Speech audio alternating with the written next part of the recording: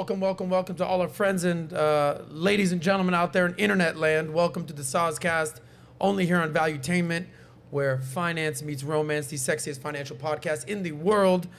The home of Valuetainment, the #1 channel in the world for entrepreneurs. A lot of planetary world stuff going on here, a lot of sexy stuff going on, a lot of topics that we're going to discuss today. And you know, as always, our main objective is to see you men and women out there get paid, laid, and doing your way. As you know, I bring in a panel of experts and beautiful people to discuss the trending topics of our time.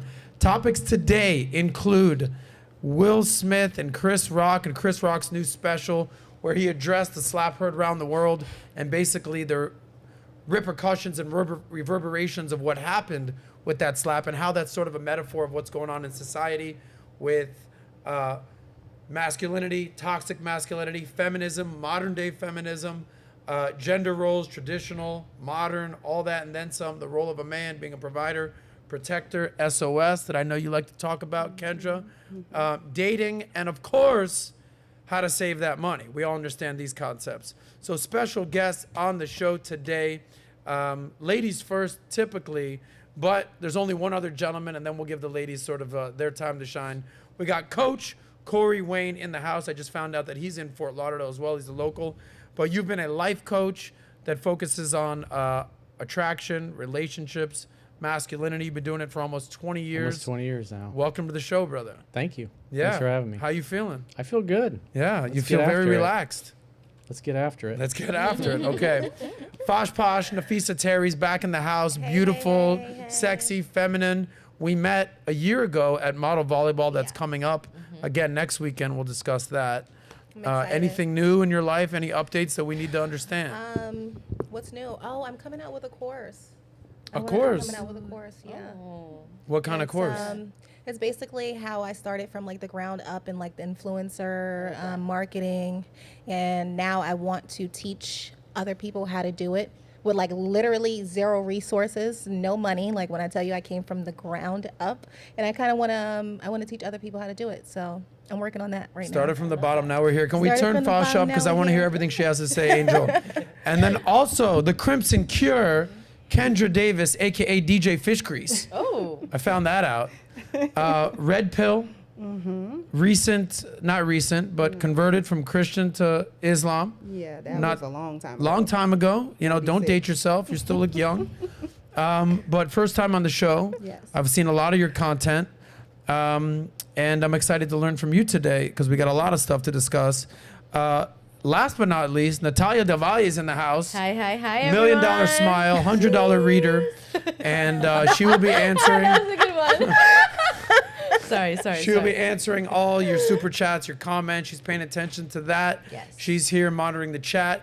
We also have the lovely, the sweet Kelly. Sweet, what's your Instagram again? Sweet as jelly. Sweet as jelly, Kelly Belly in the house. Love it. She'll be over there doing everything on the ones and twos on the computer. But we have an array of different women on the panel. Us gentlemen are going to kind of be the lightning and thunder out here while we're going to let these women discuss the topics of their day. I don't know where I came up with that lightning thunder thing, but I'm just rolling it. The women on the panel are beautiful, smart, intelligent, and feminine. And I'm excited to have this conversation. What we typically do, and I'm not going to talk about Kelly, Natalia, or Fosh because we already know them. They've been on the show. But Kendra and Corey, we'll start off with what we ask all our new guests. Tell us your relationship status and how you make your money. Kendra, would you like to go first? Yes, I am a full-time YouTube content creator. So that is the bulk of my income, and my relationship status is engaged. Is engaged? Yes. Nice. When is the wedding? April, at the end of April. That is soon. Oh, wow. All right, be on your best behavior out here in South Florida, Kendra. All right, lucky man you got out there. Can we turn Kendra up as well? Corey, in the house, looking fresh, looking sharp. How you make your money and your relationship status? So I used to be in real estate. That was my background. And then back into 2005, 2006, I wrote my first book. I've been big into self-help. Started out when I was young, was trying to figure out how to succeed in life, how to make money, how to accomplish the things I wanted. So I spent my whole life studying success and self-help. And a big thing that I struggled with when I was younger was maintaining attraction with women that I really liked. And so it just started a journey that really was like a lifelong pursuit. And it wasn't until my early 30s that things really clicked for me. And then about 2000, I think it was like 2005, the market was changing in real estate because we were, the money supply was contracting because the rates had been jacked up, and it was decimating the industry that I was in, and I was going to have to change the business model of what I was doing. And so I was thinking to myself, well, if I had to start all over, would I want to do what I'm doing now or want to do something else?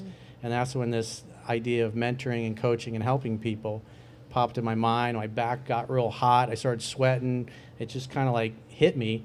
And so that's what I decided to do. I got out of real estate, and like I sold my last house. It was like 2006 summer. I think it was May of 2006. And that was probably 3 or 4 months before the... Yeah, I was saying you got out at the top of the market. And it wasn't Good because I was a genius. It was just my heart wasn't in it anymore.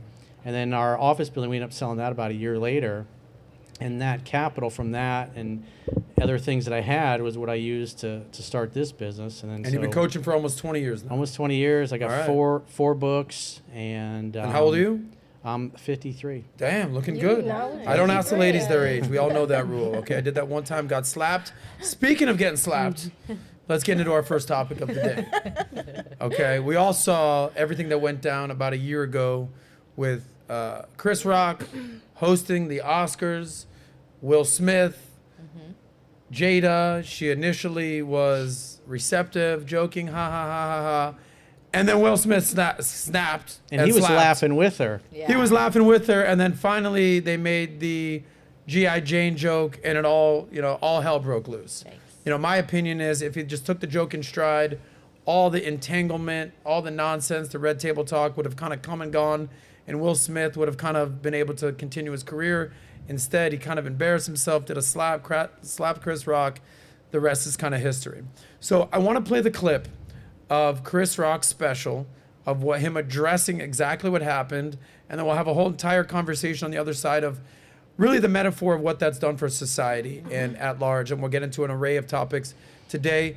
Stick with us here on Valuetainment. We got a lot to discuss today. Subscribe, like, be part of us. Nat will give you a shout out in a second. Yes. But with that being said, let's play this clip with the audio of Chris Rock addressing the slap heard around the world with Will Smith. Go ahead. Can we zoom in? And you can zoom in and make I it know bigger. what happened to me. Getting smacked by Suge Smith. People like, did it hurt? It still hurts. I got summertime ringing in my ears. But I'm not a victim, baby. You will never see me on Oprah or Gayle crying. And people are, well, you guys are fighting all the time. We're not fighting. First of all, I know you can't tell on camera. Will Smith is significantly bigger than me. We are not the same size, okay? Will Smith practices selective outrage. Practices selective outrage. Because everybody knows what the happened. Everybody that really knows I had nothing to do with that. I didn't have any entanglements. None of us have ever been interviewed by the person that cheated on us on television. She hurt him way more than he hurt me, okay? Okay? A lot of people go, Chris, how come you didn't do nothing back? How come you didn't do nothing back that night? Because I got parents. That's why. Because I was raised. All right. Well, he addressed it. I mean, he took a year to address what's going on here.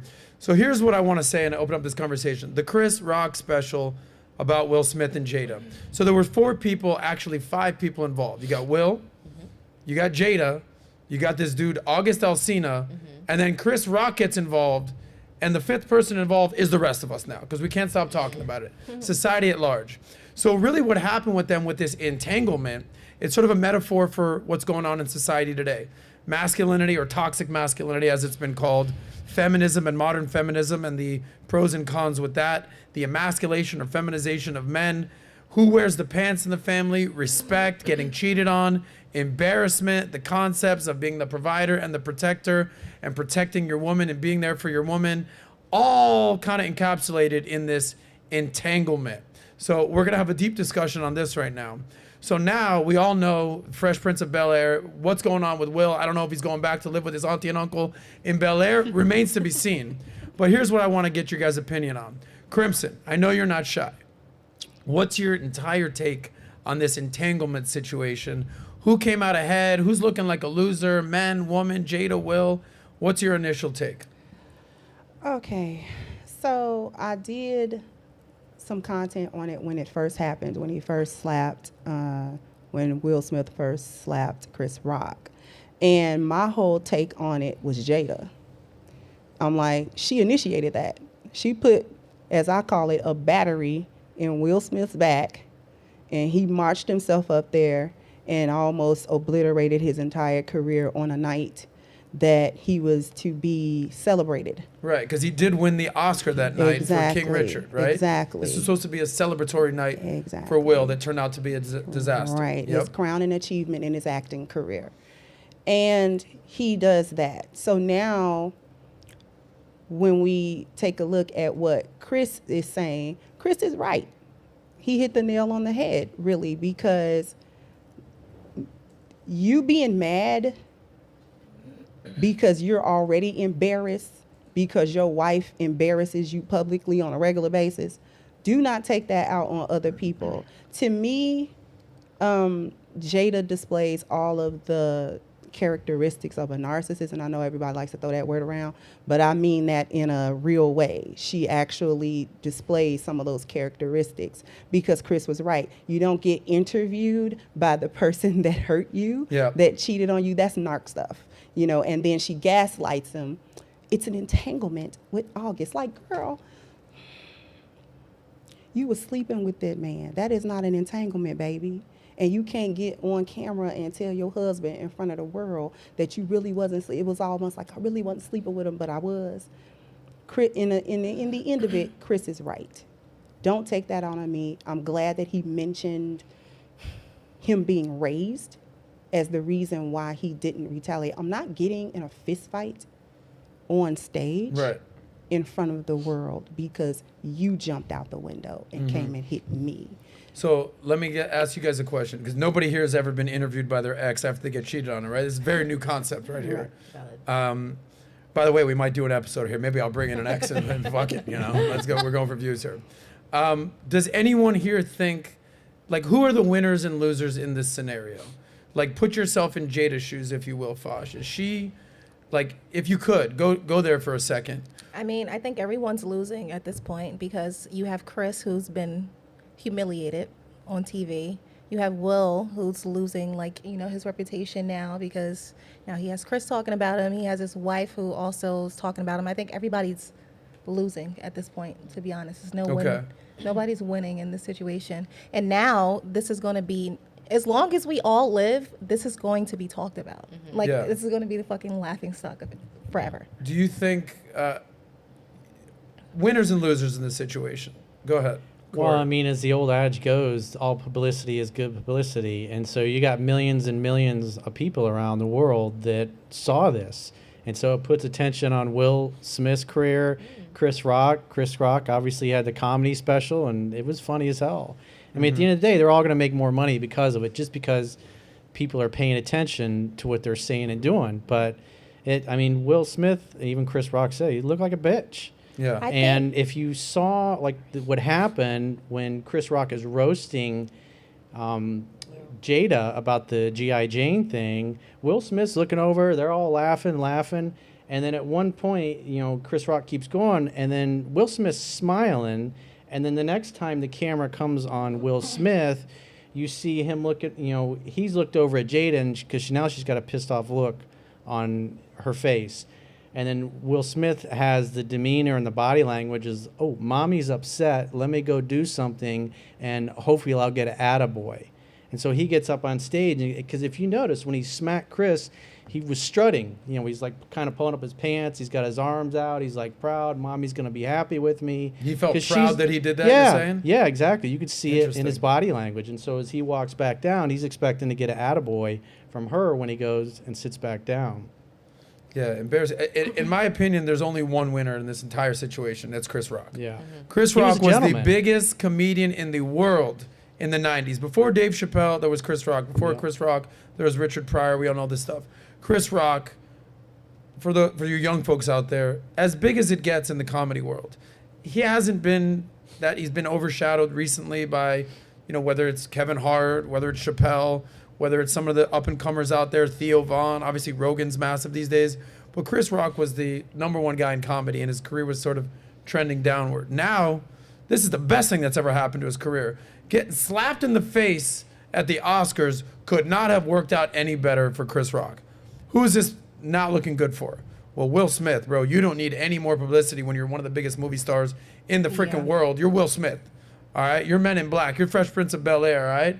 You don't need that extra publicity. This is not a good look for you. Jada. Did many people was she even a household name to that extent? Now she's sort of the face of like toxic, controlling women, is she not? Yeah. Mm-hmm. And then August Alsina. Nobody knew this dude. Best thing in his life was banging a MILF. It's the best thing he could have done. Being a little provocative here.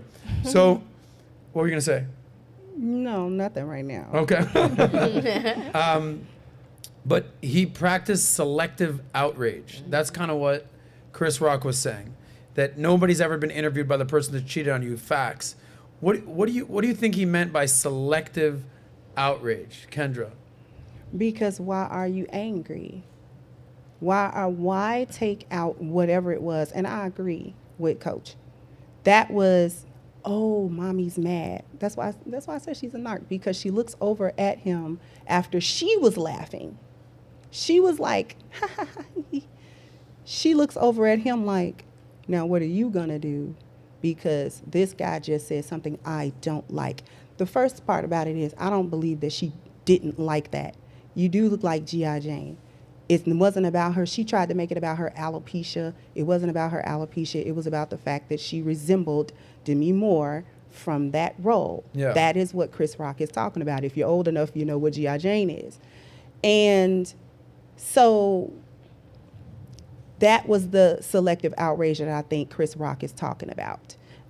First, you're okay with everything.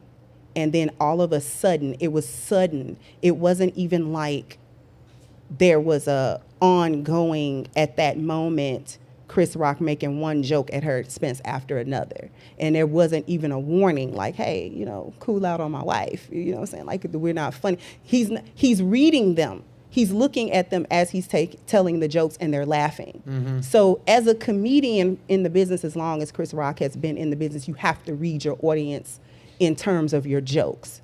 Are you offending them to the point where they don't think it's funny?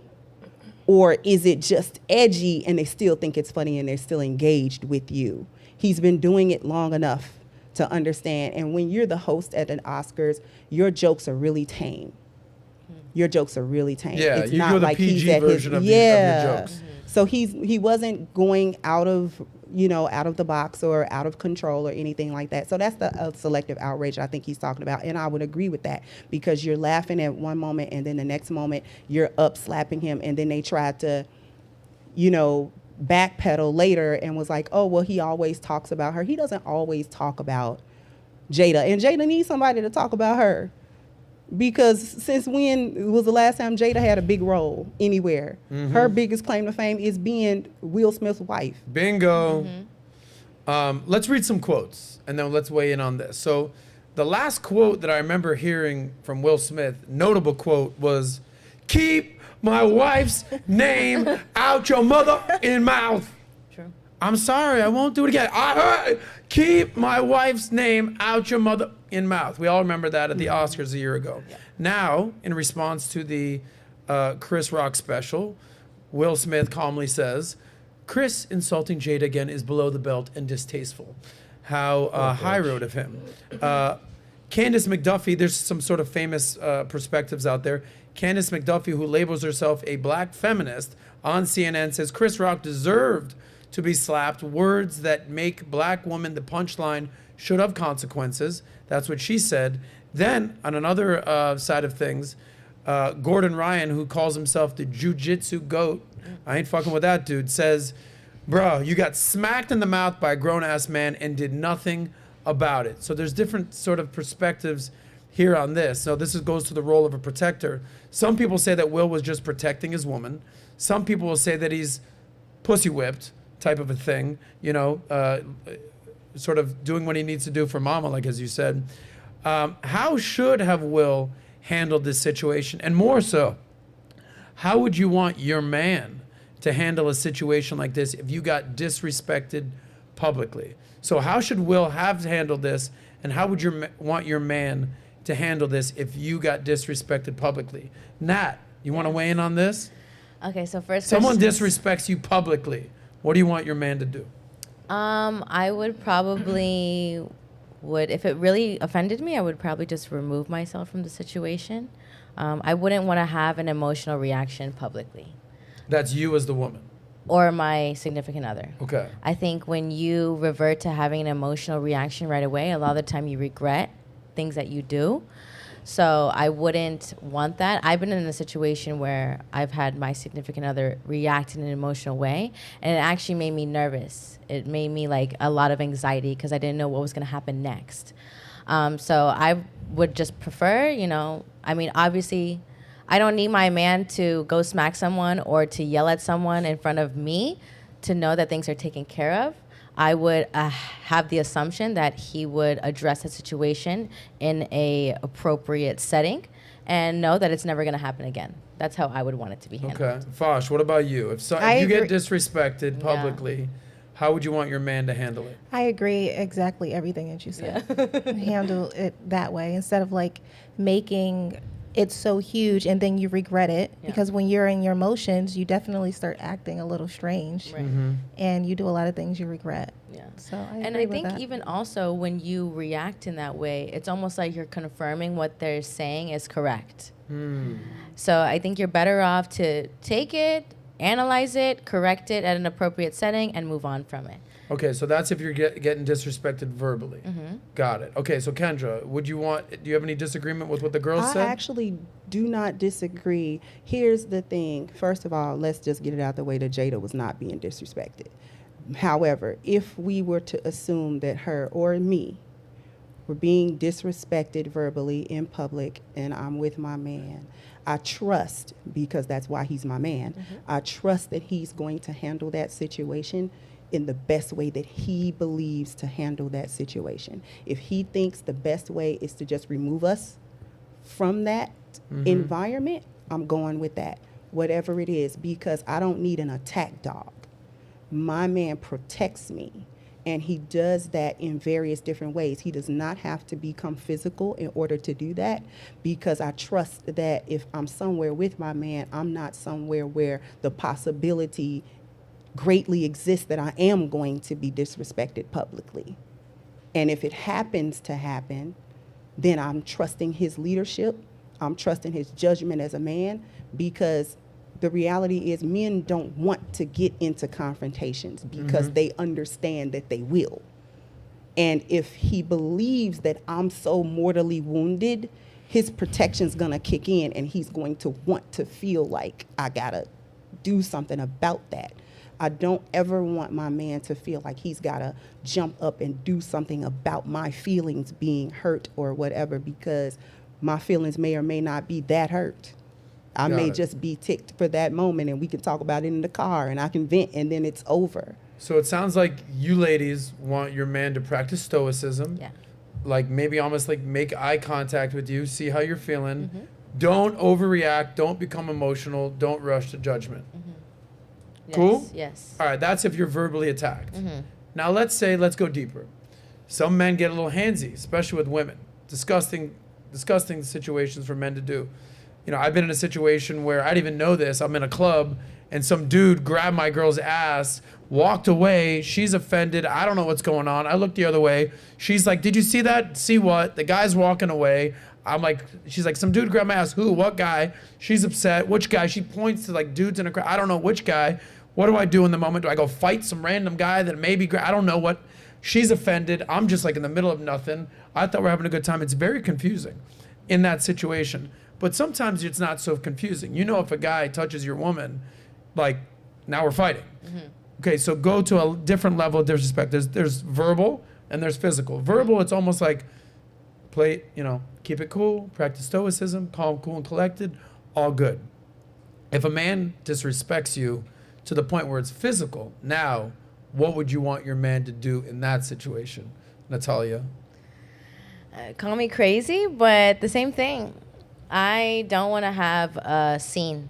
I am good with the scene. Like, if a man touched me, as much as I would want my man to, like, knock him out and do all that, I'm thinking, like, what is the purpose behind that? I'd rather just be removed from the situation. I don't have to worry about them having another reaction. I also don't know what they're carrying.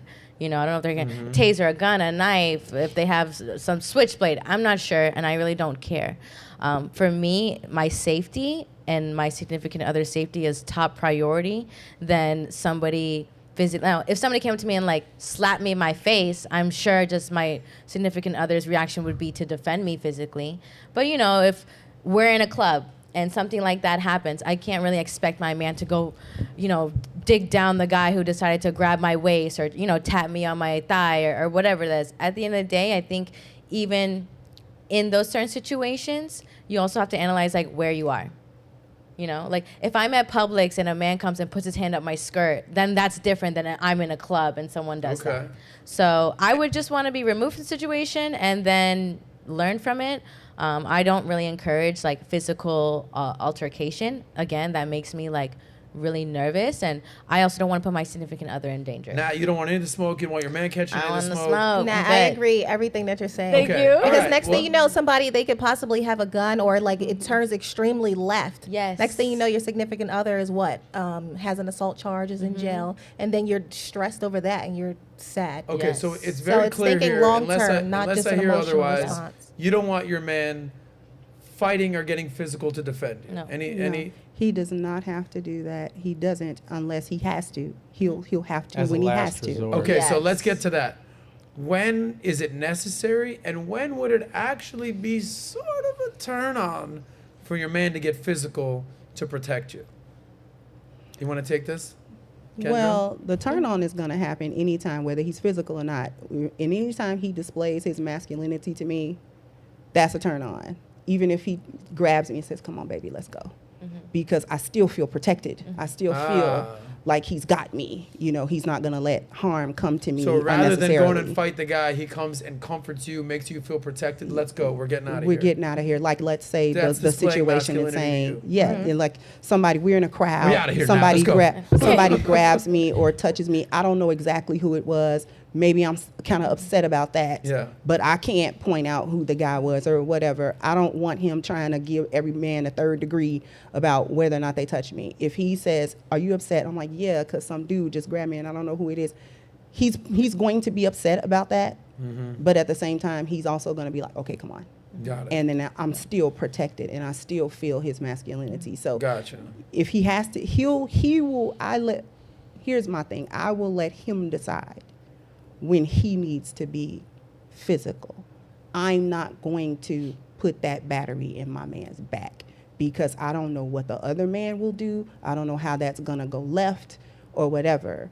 He'll defend my honor because I'm not even with the man that wouldn't in the first place. So bottom line here, nobody wants their man pulling a Will Smith. No, but I will say it's also attractive when a man is, like, a little assertive. Like, for example, if I'm standing waiting for my man somewhere and a man comes up to me and he starts to try and flirt with me, and my man was like, "Are you okay? This is my woman." Like, those little things are attractive. Like, you don't have to be like, "Bro, like, this is my woman. Like, I'll fight." Like, that's so unnecessary. Yeah, and there's little honestly, more than things. anything else, it's actually a turnoff. Yes. Because it's like now you're putting us in danger more than anything else. Exactly. So you don't have to be like show that you're the alpha male by physically getting louder. Like, it's the little things by, like, literally simply putting your hand on your significant other and be like, "Excuse me." Like that and stuff. I'm like, That's "Excuse you." sexy. He said, "Excuse you." Right. Like, it's time for you to go. Sometimes it's the look. Sometimes it's Yes. the posture. Yes. Like, you can't get to her. I don't know what you're doing, but this one's mine. So whatever it is that you intend to do to her, you can't do that. I don't care what your intentions are.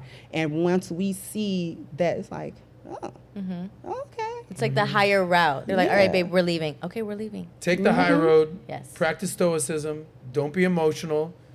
Show your girl you got this. Keep it cool. Keep it calm. Keep it collective. let her know she's okay and she's protected. Yes. Is that fair? Yes. Yes. All right. Coach, you're a man. Yeah. You're a masculine man. You're rocking some sort of AR-15s out there. I don't know what's going on here. Second breath. Okay. How would you handle a situation if someone disrespected your woman? Do you ever get physical? Do you kind of just practice stoicism? Do you give them that look? Do you like, yo, I'm a fucking coach, buddy. Like, I'm going to coach you up around this ballpark right here. How do you handle this, coach, as a man? Well, masculinity is calm, and it's dangerous but kind. And the reality is, one punch, one slap. I mean, Will Smith could have easily slapped him too hard to the point where he hit him in the jaw, knocks him out, he falls back, hits his head, has a brain aneurysm, and dies on national TV. That could have happened. And that's like a worst case scenario. If you're in a club and some guy grabs your ass and he, same thing, punches a guy, hits him. I had a dude that I knew once, got into, this is years ago when I was attending bar in college, but he went out with his best friend one night, and the guy bumped into him, pushed him, and he took a beer bottle and broke it on the table and went like this across the guy's abdomen, and all of the dude's guts fell out. Yeah. And This is a random guy? Who was this? This was a guy I used to work with. It was one of his best friends. They were just out at a bar one night, and it happened really fast. This is in college. Well, these guys were about 4 or 5 years older, so they were probably Yeah. mid-20s when I was in college. I was like 21, 22 at the time. But, I mean, those things happen. It's one punch, one hit. I had one of my high school buddies, like, he was a little short dude, little man syndrome. Somebody bumps into him. Hey, watch where you're going. He was up at Florida State freshman year in college. Some guy bumps into him. They start fighting. The bouncer said, get out. They go out in the parking lot. The dude hits him once in the face, knocks him out. He falls over, hits his head in the pavement, and never got up again. Wow. That was the end of his life. Emotional responses, and that's what happens. And so that's the worst Yeah. worst case scenario. So violence has to be the last thing. If you ever have to draw your pistol and use it, and the other person dies, you're gonna get sued. Last if line you of wound defense. them, they're gonna sue you. So, and especially if you've got money, that's the last thing you want, is to have to use violence. It's absolute last resort, meaning your life is in danger, and if you don't use your fists or your knife or your pistol or whatever have you, you're gonna die, or your significant other is gonna die. Other than that, if it's not come to that, anybody that knows anything about violence, even the most dangerous, most violent guys I know that have had multiple combat tours, they're some of the calmest people, and the last thing they want to do is get in a fight, because they know how quickly things can go bad. And so if I was Will Smith sitting there and I look, we're laughing, and then I look over at my girl again, Jada, and she's upset, I'm going to find out what's upset. And these guys are all supposed to know each other and hang out together socially. So at the after party, I'm going to pull Chris Rock aside. I'm going to say, hey, Jada has got alopecia or something like that. And she kind of got offended that she felt like you were making fun of her illness. And it would really mean a lot if you would go up to her and talk to her and apologize and let her know that you didn't mean it in that way. And that'd mean a lot for me. And so she's not pissed off at me. And so Chris Rock goes and does that. Will Smith handles it like a gentleman, like he should, in a calm way. And then they work it out, they hug it out, they probably go have some beers afterwards, and it's not a big deal. But the way he reacted was, he jeopardized his whole future. Well said, And he Coach. made himself look like a complete ass in front of the whole world. Anybody disagree with the way the coach just sort of paraphrased what he should have done? Totally agree with that. By the way, did you go to Florida State or something like that? No. Okay, because as you're telling this story, I'm thinking of a story, because I went to Florida State. This is 20 years ago at this point. But here's actually one of the last fights I ever gotten in my life, and I learned a lesson this day. So if you've ever been to big state schools, Florida State, there's a lot of beer drinking going on, a lot of just young dudes just being idiots, fighting galore. So to tell you that I was in a fight every single week at Florida State would be an understatement. You just can't avoid it. Like, you're getting in fights. Plus, I played football, just the whole thing. This one time, this guy comes to town. He's visiting us at Florida State, and you can tell he's one of those guys who's looking for a fight. He's like, I'm here to kick some ass and chew bubble gum this weekend, and I'm all out of gum. So, looking to get in a fight. Some girl comes up, it's a friend of ours, she goes, yeah, there's a guy making fun of me in room 417. He's like, who? What? What'd he say? She's like, oh, he called me a bitch. He does not know this girl. He's looking for a fight. He's like, where's he at? Stampedes up to the room we're all like, oh shit, a fight's going down. You know when a fight goes down, everyone's like, all right, we're following this guy. Now we're all just sort of, I don't want to say egging him on, but we're like, all right, let's see what happens here. He goes up, the dorm, you know how in dorm rooms, doors are open, right? It's like just people are just kind of living like an apartment lifestyle. He goes and he like kind of bursts in the room. He's like, yo, I'm looking for Bill. Bill's sitting on his bed. Okay, this guy charges in. Bill grabs a beer bottle as this guy's running in that he doesn't know, comes in, smacks the guy over the head with the beer bottle. The dude gets stitches, 50 stitches across his face.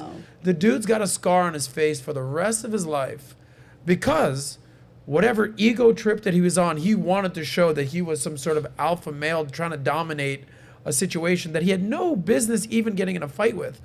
And that to me, when I tell you, I saw from A to Z, this dude shows up, hey, I'm new here, I'm visiting a friend, oh, someone's disrespect, I'm tough, I'm gonna be a fighter. 10 minutes later, he's in a hospital getting stitches, scar the rest of his life. I said, holy shit, I am done with these nonsensical fights.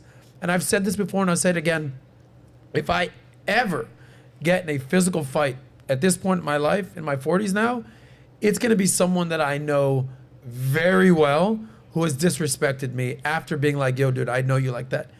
The whole concept of getting in a fight for someone who said something or stepped on your shoe that you don't know, brother, keep it moving because you don't know who's got a beer bottle, a knife, a gun, God knows what's going on. So I totally agree with what you're saying is like there's a time and place for this sort of physical altercations. On public TV ain't it. If your girl's like feeling uncomfortable, that ain't it. And it's, you know, worst case scenario, like you said, Chris Rock could have got an aneurysm. Yep. Chris Rock could have been held guilty of manslaughter, just like this dude with a scar across his face. Practice stoicism, cool, calmness. I believe there's a quote out there from The Art of War. It is far better to be a warrior in a garden than a gardener at war. And if you can understand that being a man, understand, listen, if shit goes down, I'll be ready, but I'm not looking for this. I'm not looking for the smoke. Right. If the smoke's there, you know, enter the dragon. That's that. Yep. What I actually want to get a poll on right now, getting back to Will Smith and Jada, how long do you think their relationship is going to last, by the way? Again, she interviewed him on public TV while he's half crying. She's like half smirking. We've never been interviewed by our ex. Yeah, she doesn't respect him at all. She thinks she completely disrespects him. No doubt. But everyone's like, okay, he's finished with her. He's done. But 2 years after the Red Table Talk, they're still together. A year after the slap, they're still together. When do you think they're going to be together? Do you see them being together the rest of their lives? Let's get a poll on that. I do, because after an event like that where everybody's information business is out there, they would just be proving everyone right that, okay, now we're separate. And then that's going to cause a whole nother situation to be talked about. So I think after something like that, they're probably both looking at each other like, okay, we both did this, so now we have to stick it out. Whether they stay in the same home or they stay separate homes, you get what I'm saying? Mm-hmm. Maybe they'll work it out like that, but I think they're not going to make like a public like divorce. So you think they're going to be together for a good amount of time, like together forever? Yeah, I do. And plus, how long do you think they're going to be together? They'll be together for as long as Will Smith doesn't have enough of Jada. Doesn't have enough? Enough. She's not going anywhere. Where's Jada going? And why? She's not going anywhere. The marriage will end, if it ends, when Will Smith decides, I can't take no more with her. If he never comes to that, they will not be divorced. Why do you think Will stays with her after getting cheated on, disrespected? By the way, this entanglement lasted 4 years. It wasn't 4 minutes, it wasn't 4 hours, it wasn't 4 weeks. 4 years. She's cheating on him. Now, do you think he was doing some other stuff on the side? There's allegations. Well, supposedly he did when she was in her entanglement, but there was a video of him, and I talked about this in one of my videos last year, where he was talking about his model of the world. When he was single 20, 30 years before he met Jada, he had a girlfriend and she left him.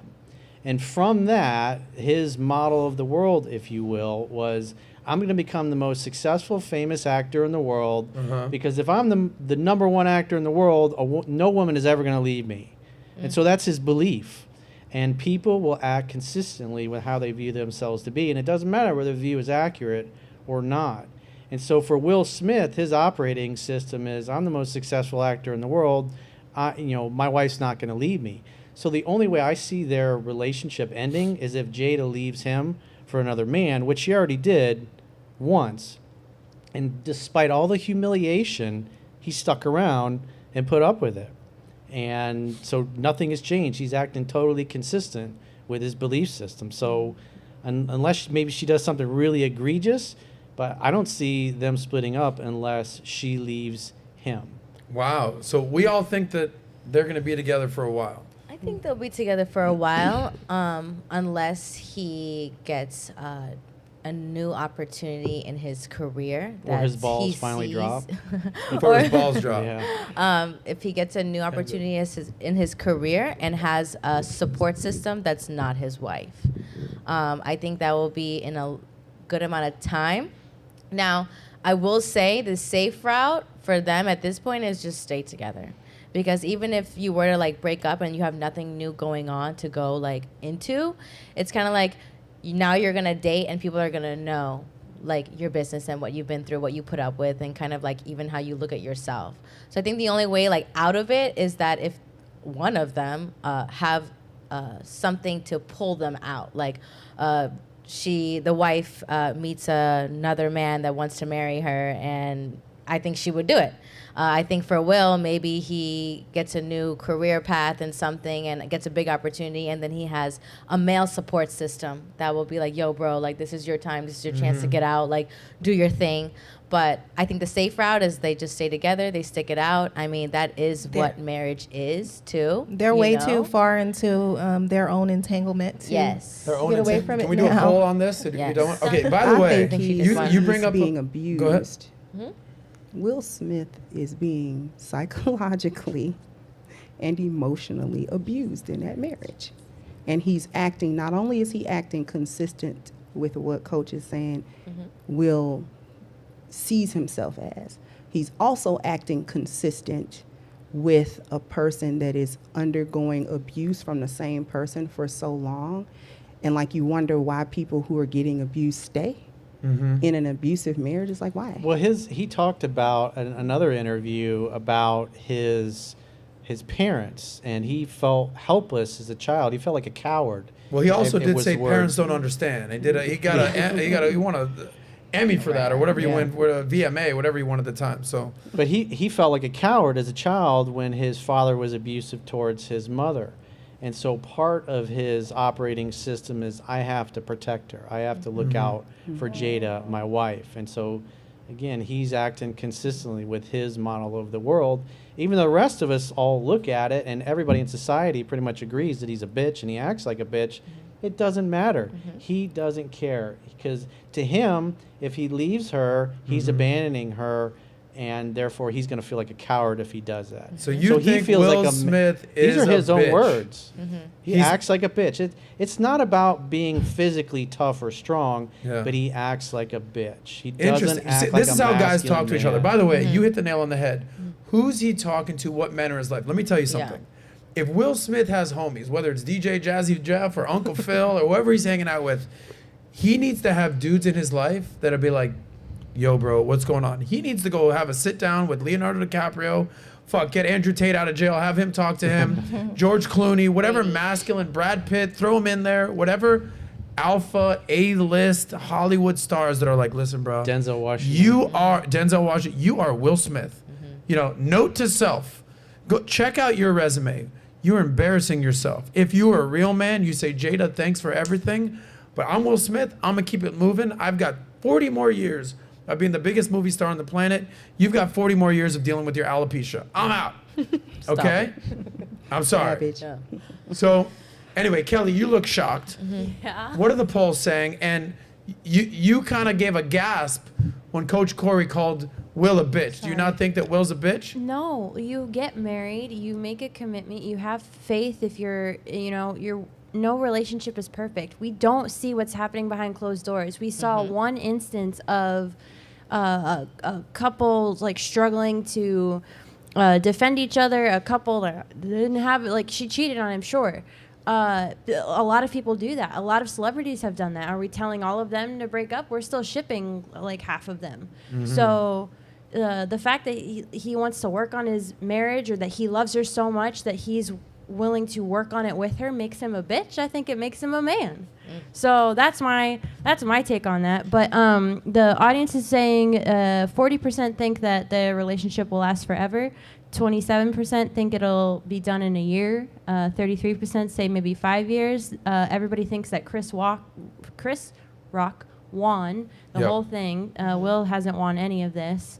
But 50%, about 50% think that Will Smith's career is also redeemable. So That they say it again? about 50% think that Will Smith's career is redeemable. Okay. I do want to add something to that, Kelly. A lot of the time, of course, there's that aspect of it, and we also don't know family secrets. Like a lot of the time, like you see these ideal families, but you really don't know what happens behind closed doors. And I think even sometimes parents will stick out certain situations to protect their family's privacy. And you don't know, maybe he's and them are doing that for that point of view. Like, I really don't know what that entails. But I think, of course, you have to self-reflect when is enough, and when, to take certain actions. But sometimes people will put themselves on the front burner to protect certain things they don't want to be exposed.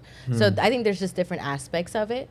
But I do agree with you, Kelly, in that sense. Like, it is marriage, and you are working through it. But I think it's important that you set a line of standard for yourself before you make the business. Well, let me ask one more question, and we'll move on to the next topic. So this concept of cheating. So Chris Brown famously said, "quote unquote, these hoes ain't loyal." You've been saying that all day. Okay, call it. Lil Wayne weighed in on that as well. We all know let's just disclaimer: we don't think cheating, we don't condone cheating. It's not cool to cheat, but we all understand that men are visual creatures, and they're a little bit more prone to cheat. Men, whether it's because girl's got a fat whatever, or she's got some big old whatever, or he's drunk. Men, visual creatures. They are, quote unquote, more likely to cheat, okay? The stats back that up, but obviously the guys in the red pill community are all convinced that the stats are all BS because women even lie in the surveys. Well, then here's the thing. What do you think drives women to cheat? Is it sexual? Is it emotional? Is it boredom? Is there no excitement? Is he not paying attention to her? Is it lack of attention? What do you think drives women to cheat? You want to start with this, Kendra?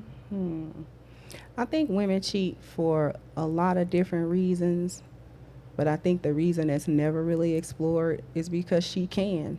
And if she thinks she can get away with it, she'll do it. If she doesn't respect her relationship, doesn't respect the man that she's with for whatever reason, maybe she never respected him, maybe she lost respect, whatever the case might be. Because here's why I say what I say. Because when you hear women across social media talk about cheating and talking about when women cheat, one of the first things that they say as a brag is, we get away with it. We cheat better than you guys because we're slicker than you guys. And we can get away with it. So when we cheat, you guys don't know. Yeah, women are never out of the game. That's why women typically recover so much quicker, is because they're always, especially if they're beautiful, they're always getting hit on. But they always say, hey, I'm married or I have a boyfriend. But it's the day they're single, they can just start saying yes. Whereas a guy that's maybe been with this same woman for 2 or 3 years, he's rusty. His game is going to be off. It takes some time for him to have his confidence back. He's rusty. Yeah. it takes guys a lot longer to get back into the dating world. Nat, I know you're dying to weigh in on this. Yeah, I wouldn't say a woman cheats just because she can. Like, I don't go kill someone just because I can. Like, that's not a reason. So it's you're because equating murder to cheating. Well, I'm equating that you're doing something because you can do it. Like, oh, because I have access to do it, I can do it. I wouldn't say that's why women cheat. I would believe that women cheat because they're looking for something, because they're feeling that they're not getting something in an area. And I think one of your favorite P's is a man's lack of presence. I think that is a strong reason why women would cheat, is because they don't feel like their man is there with them. I think that presence covers a lot of different things, if it's physically, if it's mentally, if it's emotionally. I think when you get to be present with your woman, you feel how she's feeling, and you're able to adjust and make certain things change so that she feels included and that you're there for her. Okay. As long as she feels heard and understood. The only Yeah. pushback I got, I'm sorry.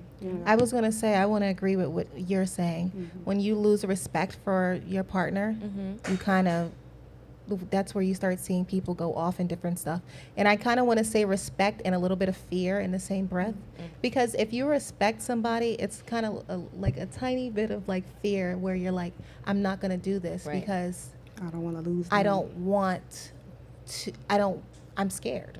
So explain this to me if you would, Fosh. You're equating respect and fear. I kind of What's feel like that? a little bit of them go hand in hand. Say, for instance, okay, you're a man and takes care of you and he's doing everything for you. A little, if you respect him, a little bit of you is going to be a little afraid that, okay, I'm not, if I fuck this up, what am I going to do? You know, like that's what I would think. And okay, so what I want to ask you, and I appreciate, is it what's going to happen with our relationship, or what's going to happen with my life? Because now I don't have a man taking care of me, paying the bills, all that kind of stuff. What is the fear of? It's both Yeah. for me. Because there's also a fear of the lack of covering from that man. Lack of covering? Covering. And it's not just financial. When you're a woman in a relationship for real and not 1 foot in, 1 foot out, looking a monkey branch to another guy, when you're in the relationship with that man for real, you need and you want and you desire his covering, and you fear losing it. Not his provision. You fear the loss of his problem solving, because I teach that on my channel. Men do 4 things basic: provision, they problem solve, they protect, they procreate. And that procreation isn't just sex. It's affection and love and all of that other stuff, the emotional piece. Men do that one-to-one in relationships, and they do it communally in one form or another.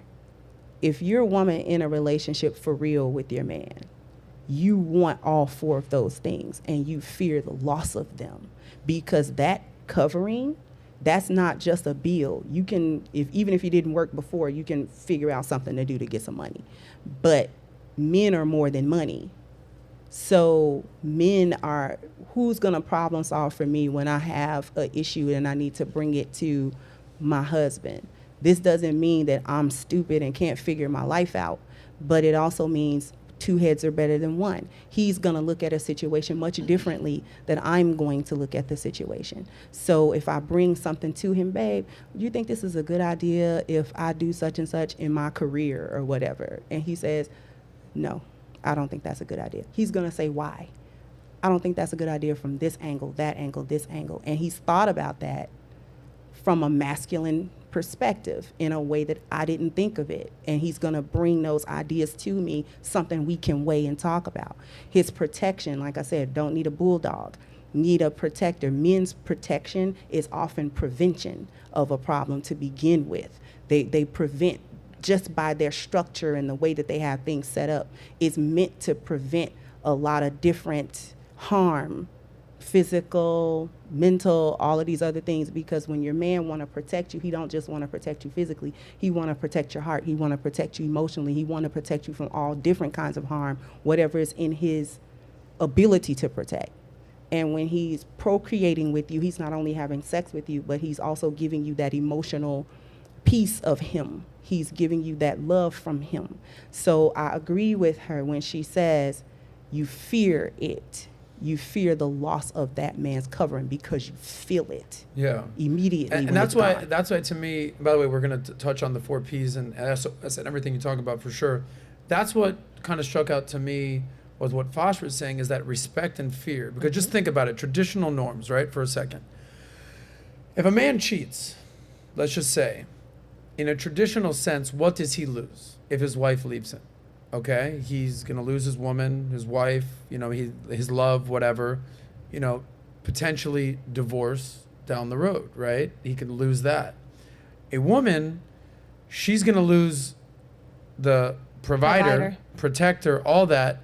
But now she potentially might be out on herself. Like if the man is the worker, bringing home the bacon, the provider, and I'm not even talking about a marriage, divorce, and you lose all your stuff. Like he's losing just the woman. She's losing the man and the house, the roof over her head, all that. So that's kind of what my point is, that it's so much worse or so much astronomical more for a woman to cheat because she has more to lose. Whereas a man, he might be brokenhearted, no doubt. But she might end up being brokenhearted and homeless. I agree. Does that make sense? Yeah. Yeah. Coach, you want to weigh in on this?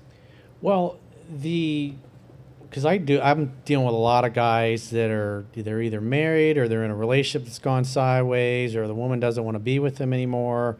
And I see the same two reasons. And a big complaint that women have is that he was romantic at first year or two we're dating, and then it's like, we don't go out, we don't do anything anymore. And He so, gets comfortable. Yeah, exactly. And if you don't date and court your wife or your girlfriend, eventually some other guy is going to come along and do that for you. Whether she breaks up with you and starts dating somebody else, or she has no character and she'll just start talking to other guys and giving out her number when she's with you. And then when she lines up your replacement, then she dips and then dumps the guy. He didn't see it coming. And then the next week she's in a relationship with some other guy because she lined him up long before. And so the big things I talk about in the phone sessions while I'm doing with guys is most of the time they stop dating and courting. It's like, when's the last time you guys went out on a date? And they're like, I think it was like 8 months ago. And it's like, that's not going to work if you're married, because it just happens slowly. Hey, let's get some pizza and some 2-liter bottles of soda, and we'll put a movie in and, distract the kids, and hopefully we'll put them to bed early because they'll get tired, and then maybe we can have a little sexy time. And it's just the same dull, boring routine. And the other big problem is the woman doesn't feel heard and understood, either because he doesn't take the time to ask or to make her feel like he actually cares what's going on in her life or what her feelings are, or when she's just, because women tend to talk about their problems and solve them by talking about them. The guy's trying to give her solutions and trying to solve her problems when she just really wants him to listen and be present with her. And so oftentimes what I'll teach guys to do is, like, if you're always inclined to give her advice and then she gets pissed off and says, you're not listening to me, ask her, do you want me just to listen or do you want my advice? And most of the time women will tell you. And so the two biggest things, they don't date. So the courtship, it's, one of the chapters in my book is the courtship never ends. Yep. And that's a big mistake guys do, is they're like, hey, well, we're married, we got a 30-year mortgage, we got kids. It's like, she's not going anywhere. I shouldn't have to do these things anymore. That was part of the dating phase. It's like, women want to be in a love story, and when the love story stops, again, it's like, if it goes on long enough, most women eventually will leave.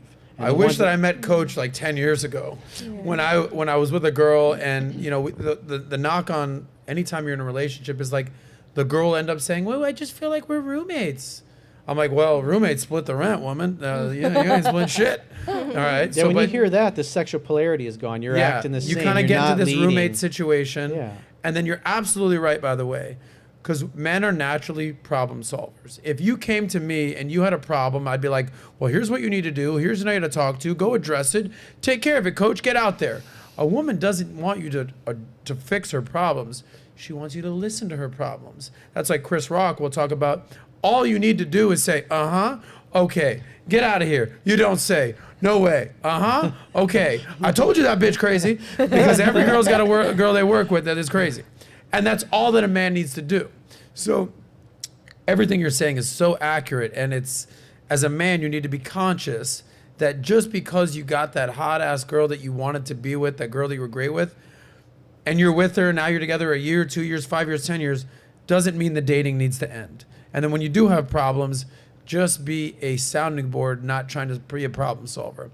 Anyway, with that being said, I'm giving Chris Rock a lot of love. Let's get into another topic about being a provider and what Chris Rock said in a special 20 years ago from Bigger and Blacker, what he had to say about the role of a man being a provider. This clip, I believe, starts at point 27 on that thing right there, Kels, if you can.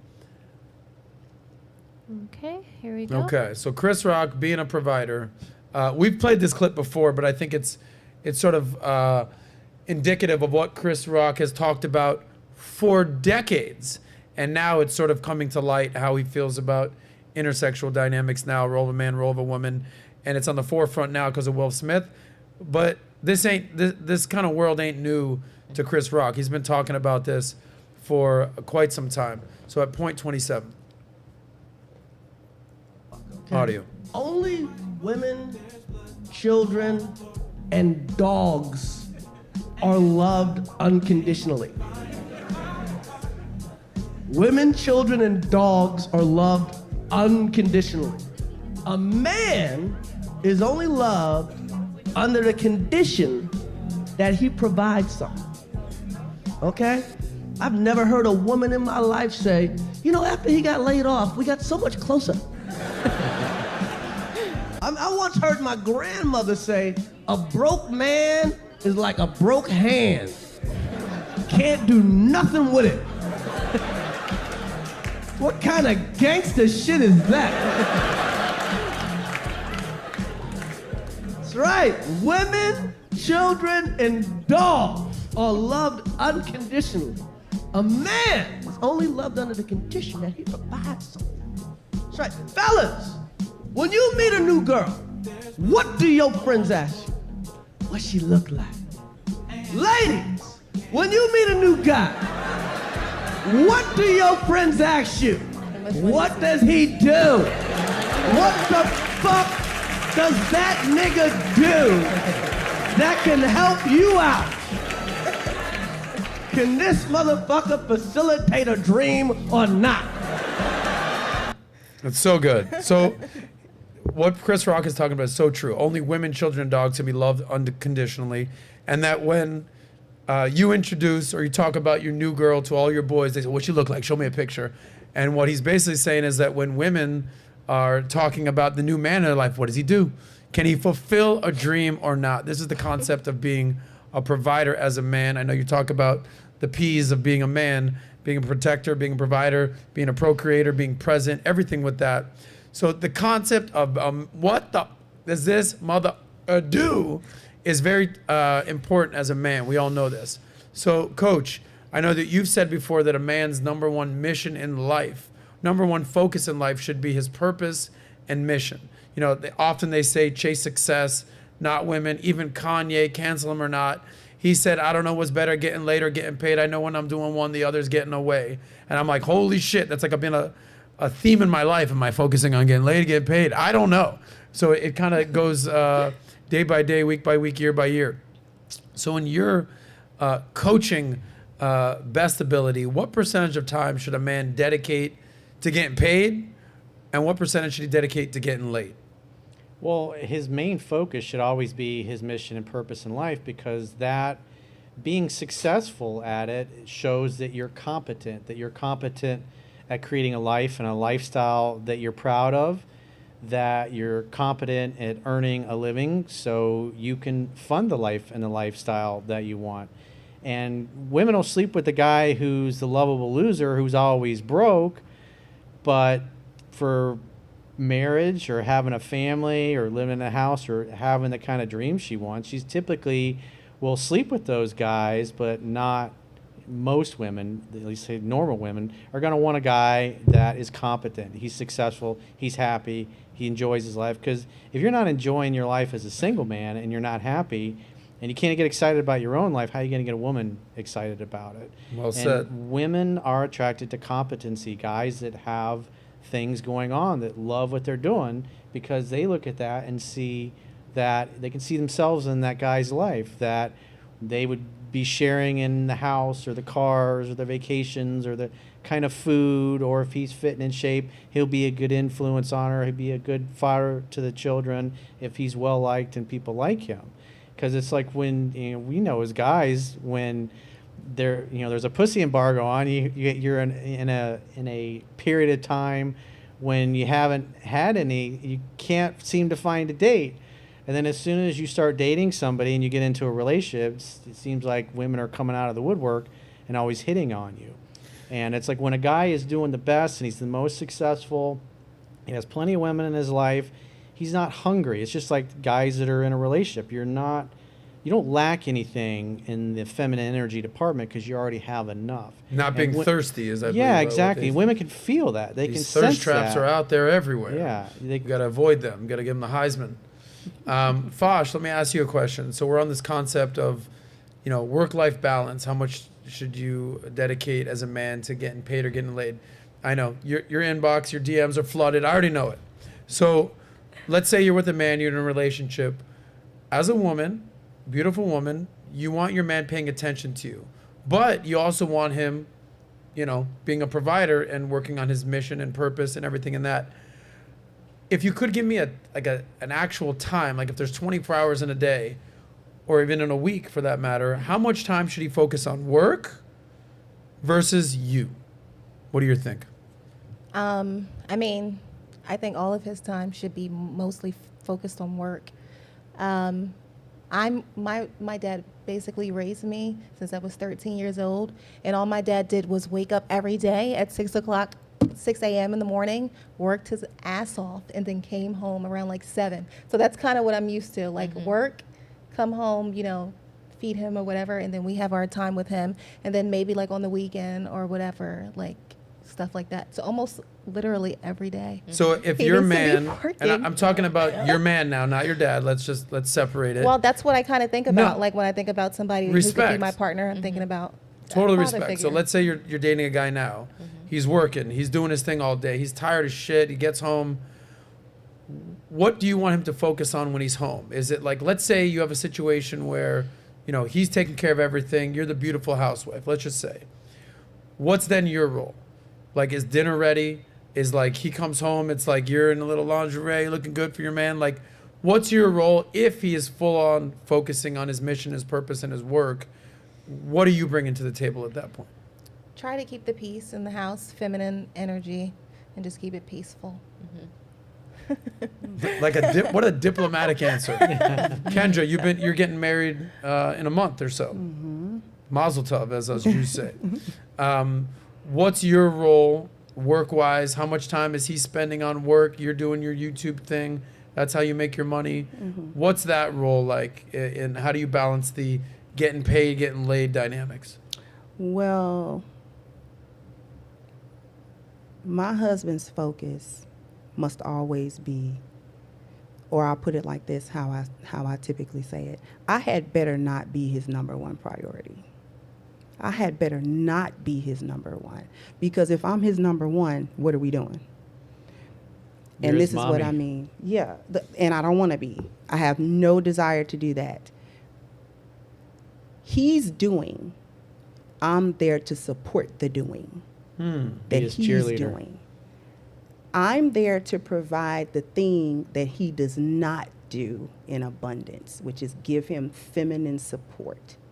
And supply feminine energy to him. So what does that look like? What is that feminine abundance and energy? That looks like, okay, if he comes home after, that's a short and a long answer, because the way that I rank things in life, I use the 10 life values.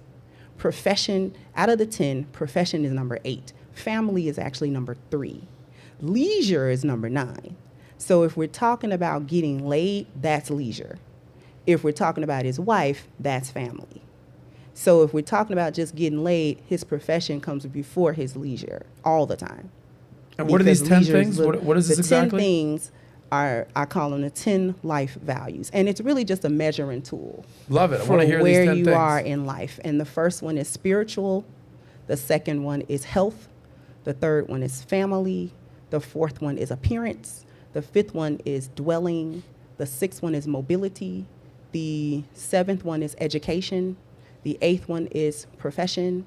The ninth one is leisure. And the 10th one is wealth. Wealth is 10 on the list? Wealth is 10. Why is wealth so low?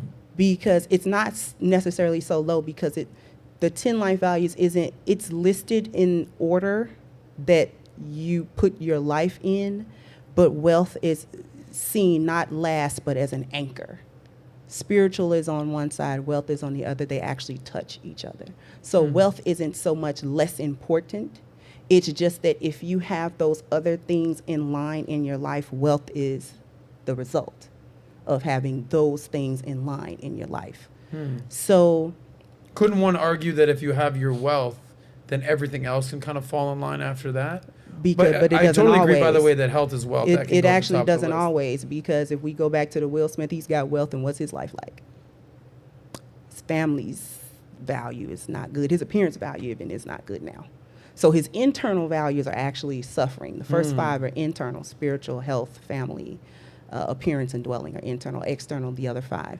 So Okay. he's got those 5. That's fine. He's suffering the other way. So wealth doesn't necessarily mean that other things fall in line. So when we get back to the question of what that femininity looks like, that support looks like, if my husband has come home from his profession, he's now home. Home is now family. Now, sometimes work follows you home, okay, depending on your work.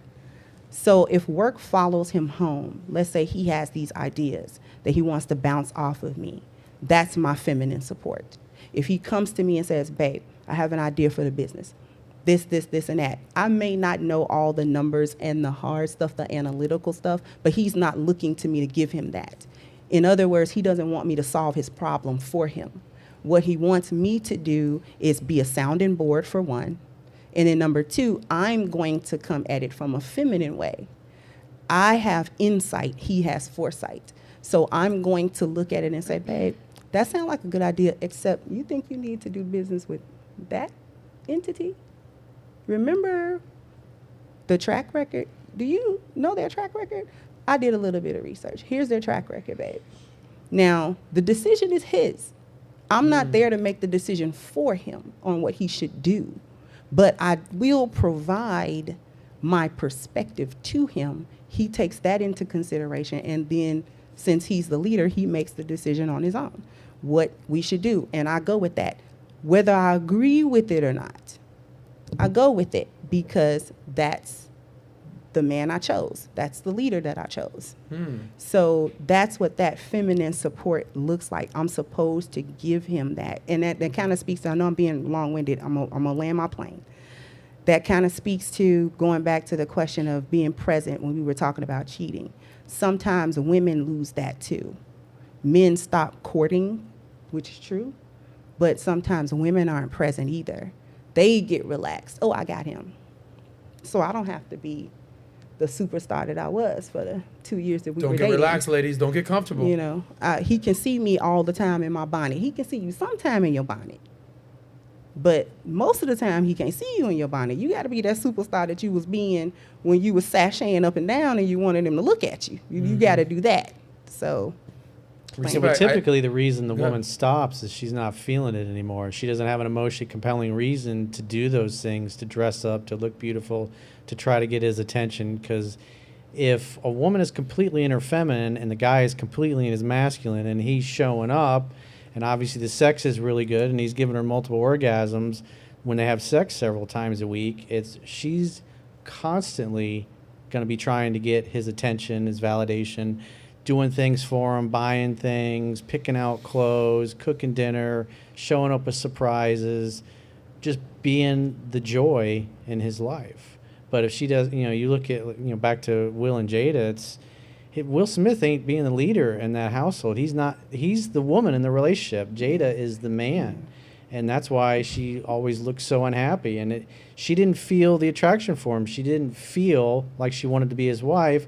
And you can even see it in the video. She was the one that decided to take the time out so she could go hook up with, I think it was one of her son's friends. Yeah, August Alsina. Yeah, exactly. Because women don't care what a good dude you are or how nice you are. They only care about how they feel about you. And when a woman's ain't feeling it for her man, she's not going to want to do the things. She's not going to want to dress up. She's not going to put the makeup on. She's not going to want to go to the gym. She's not going to want to make him dinner. She's not going to want to clean the house. And if he's not showing up acting like a man, typically women tend to get bitchy and upset because they're poking and prodding him, because masculine energy grows through challenge, hoping that he'll step up and start being the leader. Because when you look at Will and Jada, because Will Smith is so soft with her and he doesn't have the balls to stand up to her, he forces her into her masculine. That's why she acts so masculine and she acts like the dude. And when you look at the history of her and like Tupac, it's like the way she talks about Tupac, she never talked that way about Will. She respected Tupac because he acted like a man. And Hit him up. Will is soft. Let me. He didn't care whether she was with him or not. Too. Exactly. Tupac didn't care. He was totally indifferent. Yeah. So is that the way to get a woman? You got to be indifferent. You got to show that you really don't care if I'm with you or not. Is that basically what you guys are saying? Is that indifference and aloofness and like, you can come and go, I don't really give a shit. Is that the secret to getting women? I think it's kind of the secret in a little bit of both of the relationships when you started at first. Because anything that you keep trying to chase, it's like you're showing that you're in lack of it. So when you keep going towards it, it kind of makes people like, oh, I don't want to. Is it one of those things that the person who cares less has the leverage? I wouldn't say cares less. Here's how I would characterize it. It's not indifference that a man necessarily should have, but what the woman needs, what he should make her understand is, I love you. I want to be with you. I definitely want to be with you. But if you go, I will be all right. And you can go. So there is a boundary. It's just setting the boundary in a relationship. You can't do anything to me and think that I'm going to still be in this relationship to the same. I'm not going to do it. So how does a man communicate that? So let's say there's a confident man and he's dating a girl, right? And there's a mutual attraction. They like each other. They might even love each other. And obviously not every relationship just goes smoothly all the time. There's some rocky moments. And let's say he's a high value man and she's a beautiful woman, whatever. How can a man communicate? I want to be with you, but I'm not going to chase you. And if you're not into this, like, you can go. I'm going to be all right. I'd love for you to stay, but, if you want to leave, don't let the door hit you on the backside. How can a man sort of stay in his masculine role, but also put his woman on notice, like, look, I'm going to be all right? What do you think, Kendra? That usually happens the first time she does a S test on him and tests that water. Okay. Step over that boundary and he checks her. You can't step over this bound. This one you can't step on. And he can do that in the calmest way he wants to, but it's masculine. You can't, however he words it, you can't do that. You can't do that. I'll accept a lot of stuff. Yeah. I'm not going to accept that. And however she take that is however she takes that. He proves it by, if she gets mad, I know, you don't tell me what to do. You get, okay. Yeah. So you said to be calm when you do this. He can be calm because usually it is a calm situation. Most of the time, sometimes it's not, depending on what she did. He might. I think it's very important to be calm in these moments. I'll give you one quick story. So, girl I'm seeing, girl I'm dating, this is a while ago. We're at a party. I take her to a party. And I'm saying hi. But I know everybody there. She knows nobody. And she's by my side for most of the night. And all of a sudden, I don't see her. And I text her, and I'm like, hey, where you at? She goes, oh, I left, or I was just about to leave. I just walked out the door. I said, get back here now. And I said, where'd you go? She goes, yeah, just in these moments, I do like an Irish goodbye thing. I said, let's be clear here on one thing. If I came with you here, you came with me. If you ever think about doing an Irish goodbye, don't come back. That to me is the most disrespectful move. We can Irish together. Okay? If you and I want to dip out of this party, go do our own thing, that's cool. You don't Irish on the dude that brought you to the party. And she goes, nobody's ever talked to me that way. I'm like so into what you're doing right now. And I go, yeah, I would say that to anybody. You came with me, you don't fucking Irishing. And she goes, point taken. No Irish exits here. And I said it very calmly. I said, I don't play that game. And she got that message too. Yeah. You put a little fear in her. Yep. The respect that came respect out. and fear thing. Yeah, respect and fear. She was like, okay. Irish goodbye. All right. Let me ask you this concept that we're talking about with where your man should focus, his mission, his purpose, how much attention you should be giving your woman. The whole concept of a work-life balance in the relationship component, how much attention you pay to your woman. These days, especially pretty women get so much attention, whether it's on Instagram, dating apps, in real life. They're on attention overload. There are no shortage of attention. So it's almost like using the Three Bears analogy. Should you pay him too much attention, not enough attention? What's the right amount of attention? So how should a man balance attention? Kendra said, I don't want my number one priority for my man to be me. I want it to be his focus, his mission, his work. How much attention should a man give to you? How much is too much? How much is not enough? What's the right amount of porridge that the three little bears should have? You feel me? I do agree with the ladies. I think the man's priorities need to be in things that will allow him to provide a better life. So that is like faith, work is very important, and those things. But if you're asking me personally, I think I'm also used to long hours, like from my parents' experience, long hours. So Not be working. I'll be working, man, but I'm more okay with a man spending more time in the career field than at home. That's almost kind of the expectation with my expectation of the life that we want to provide together for the family. I would say if you wanted me to be like selfish, I would say maybe like Sunday could be our day where we can decompress, have a date night, like that. And that can just be our day, a family day. But I think I even told a story on one of the other podcasts. Having someone too available is unattractive, because when they're too available, that to me that means that their time is not being well spent. So I think priorities have to come into play, and you will be able to balance out what you like. I think when you're younger, you want as much attention as you can get, because I feel like men, when they're younger, their attention is everywhere. So women are like, no, focus on me. And I don't think there's a proper shift as you get older that you understand men have different priorities. Men have priorities that are more important than you, because based on the life that your average woman says she wants, it's going to take a hardworking man with good qualities behind it to have that. So. Well said. All right. I want to, by the way, we're going to be doing super chats at the end of the show. Throw your chats in there. Nat's going to read them. Thanks for being with us. We've got, I don't know what time we got right now. We've got about a half hour left. And I want to cover a few topics. Thanks for being here on this awesome panel here on the Soscast, only on Valuetainment. Kelly did do a poll I want to read. She said, should men spend more time on getting laid versus paid? Yeah. 90% said paid. Good job. Nice. And then 9% said laid. Gentlemen. Yeah, that was George. That was Jorge out there weighing in. I know you, bro. I see you out there voting for getting laid. I hear. Hey, me too, man. All good. Respect.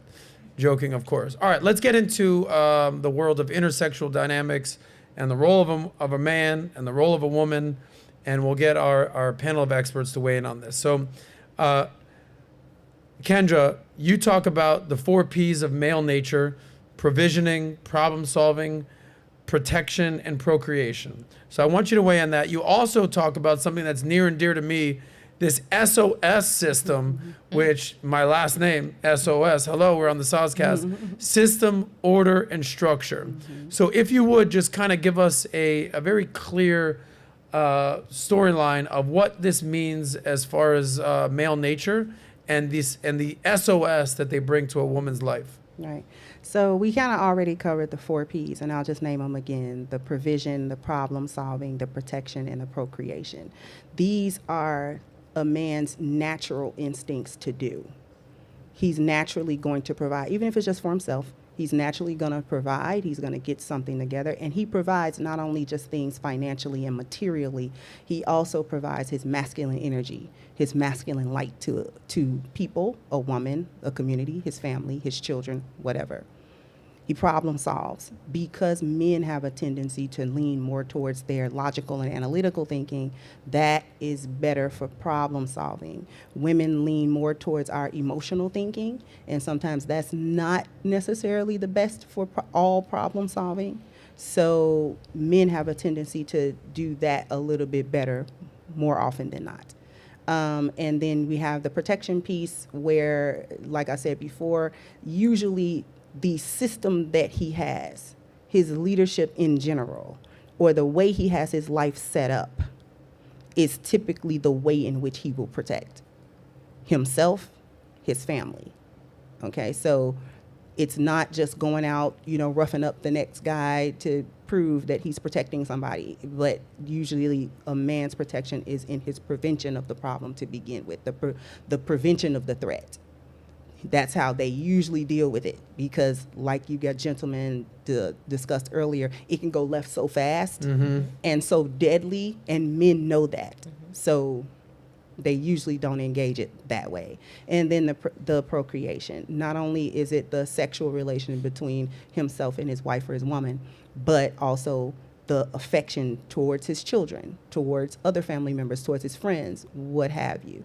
So those are the 4 Ps. When we talk about system, order, and structure, SOS, when we talk about that, we're talking about just a man's, again, the way he has his life set up in general. Women will find that attractive or not, whatever. But men typically will set their lives up a certain way, whatever way benefits them the most. It can be different for every man, but he's going to set himself up or set his life up to operate a certain way that's conducive to whatever it is. This is why it's so important for men to have missions, because if they have mission and purpose, then they actually will set their lives up in order to facilitate achieving those goals and fulfilling that purpose. Sounds like you and the coach are on the same page here on this mission and purpose thing. Chase success, not women. Yeah. So the system, by the way, are you familiar with the STAR system? No. STAR, systems, technical, action, relationships. Well, every one of us have all 4. So you can kind of, basically, we've done this here at Valuetainment, where you can kind of rate 1 through 4 what your highest level of skill set is. So systems and structure, being technically proficient, being action-oriented, or being relationship-driven. So I actually had a conversation with PBD, Patrick Bet-David, and we went through this, and he goes, I already know what you are. I'm like, oh, tell me what I am. And he goes, what people don't understand is that you're, number 1, you're S. You're very structured, very systematic, and then once everything's in place, you're all about relationships, okay? All right, we got it? All right, who's gonna be there? Great, and then you can be, he's like, action, it's pretty high, but sometimes you need to kick in the ass. I'm like, yes, I do. He goes, bottom, less on the list is like negative almost, is technical. I couldn't turn on a fucking camera if you paid me. But if I have my systems in order and I know what we're talking about today and I have a great panel right here, all right, lights, camera, action, let's go. Right. I'm just not, don't put me in front of a camera like on that kind of a thing. So it's very important to understand kind of who you are, but systems and structure, I'm about that life. All right, Kendra? But it sounds like what you're saying is that men have more systems and structure in their life, or that's sort of innate within them, versus what women bring to the table? Is that kind of what you're saying? That is what I'm saying, because the nature of men is order. The nature of women is chaos. Ooh. Feminine energy is chaos, Feminine definitely. energy is chaos, and masculine energy is order. So he men brings order to her order chaos. to chaos. Yes. Wow. Yeah, you're pretty fucking chaotic. I got to tell you that. I get your life together, Nat. You need a guy like me in your life to bring it all together. Would you agree with that? That you need a man to bring SOS? Yes. You do? Help. Please help me. So when you see all these women out there that are single, no, seriously. It's not just about having a man in their life that they love and then all that good stuff, providing, protecting. You want to bring in some structure and some system into your life. They need daddy. Exactly. They need daddy. Yeah. They do. Is that because your women life? never actually outgrow their fathers. Men outgrow their mothers. Yeah. But women do not outgrow their fathers. Really? We are daddy's girls.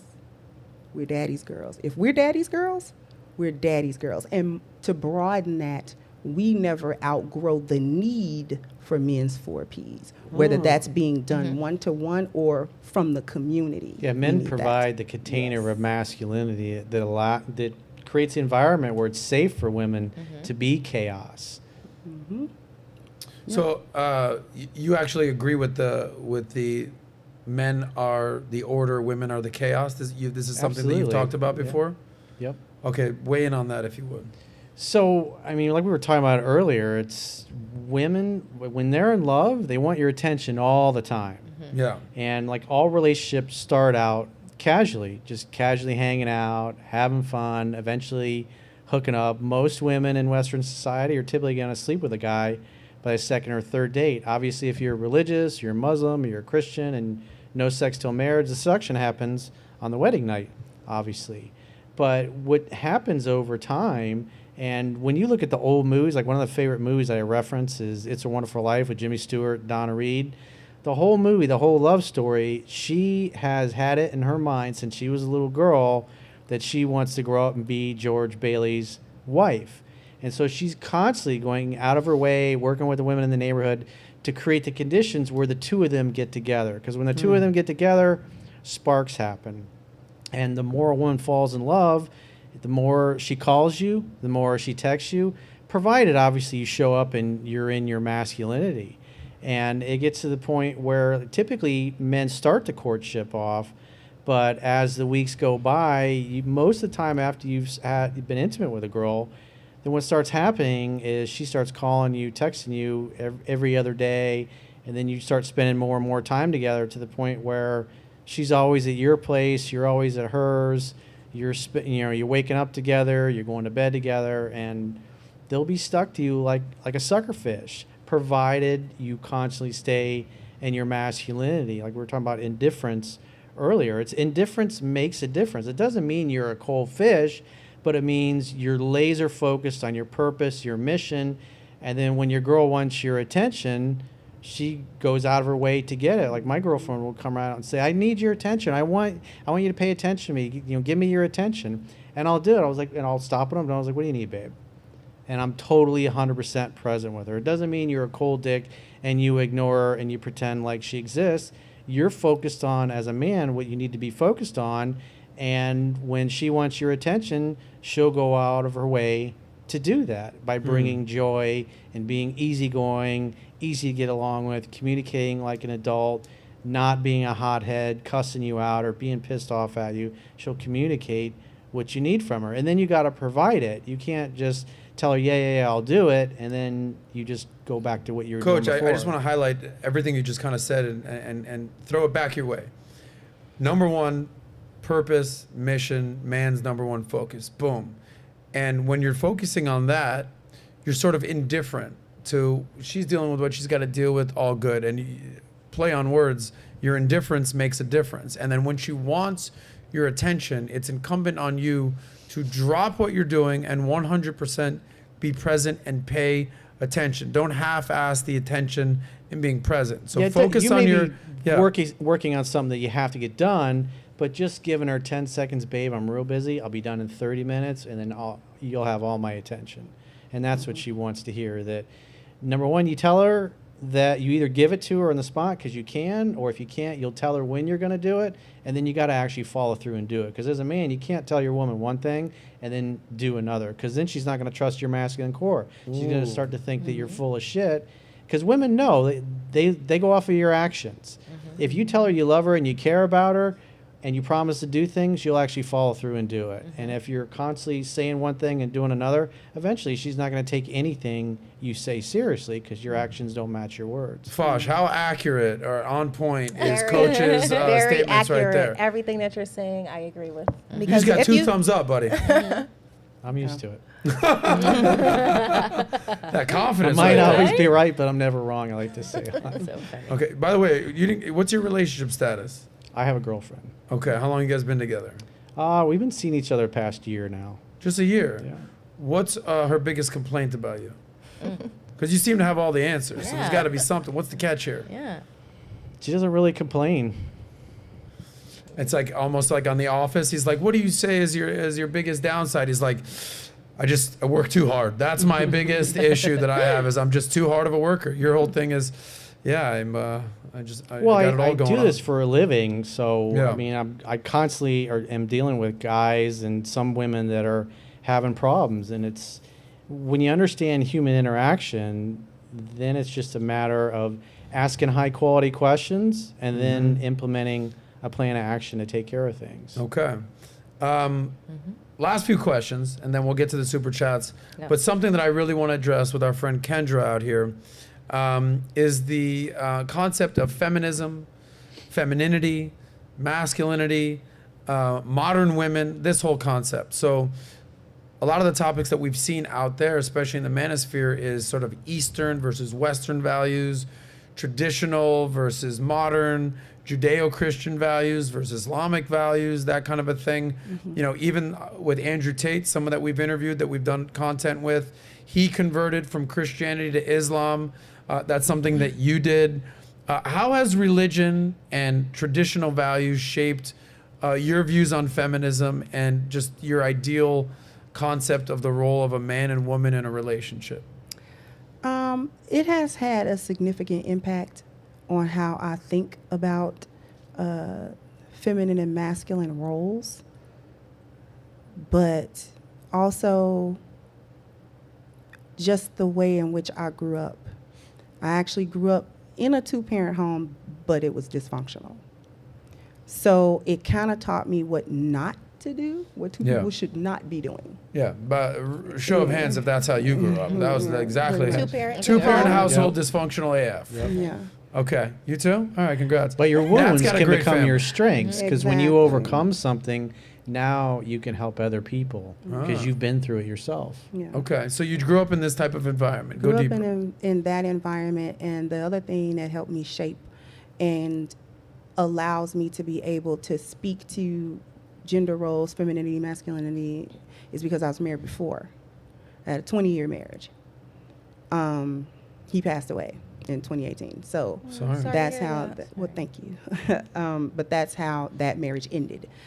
But from being married, right, making the mistakes, coming back, you know, we never divorced or separated or anything.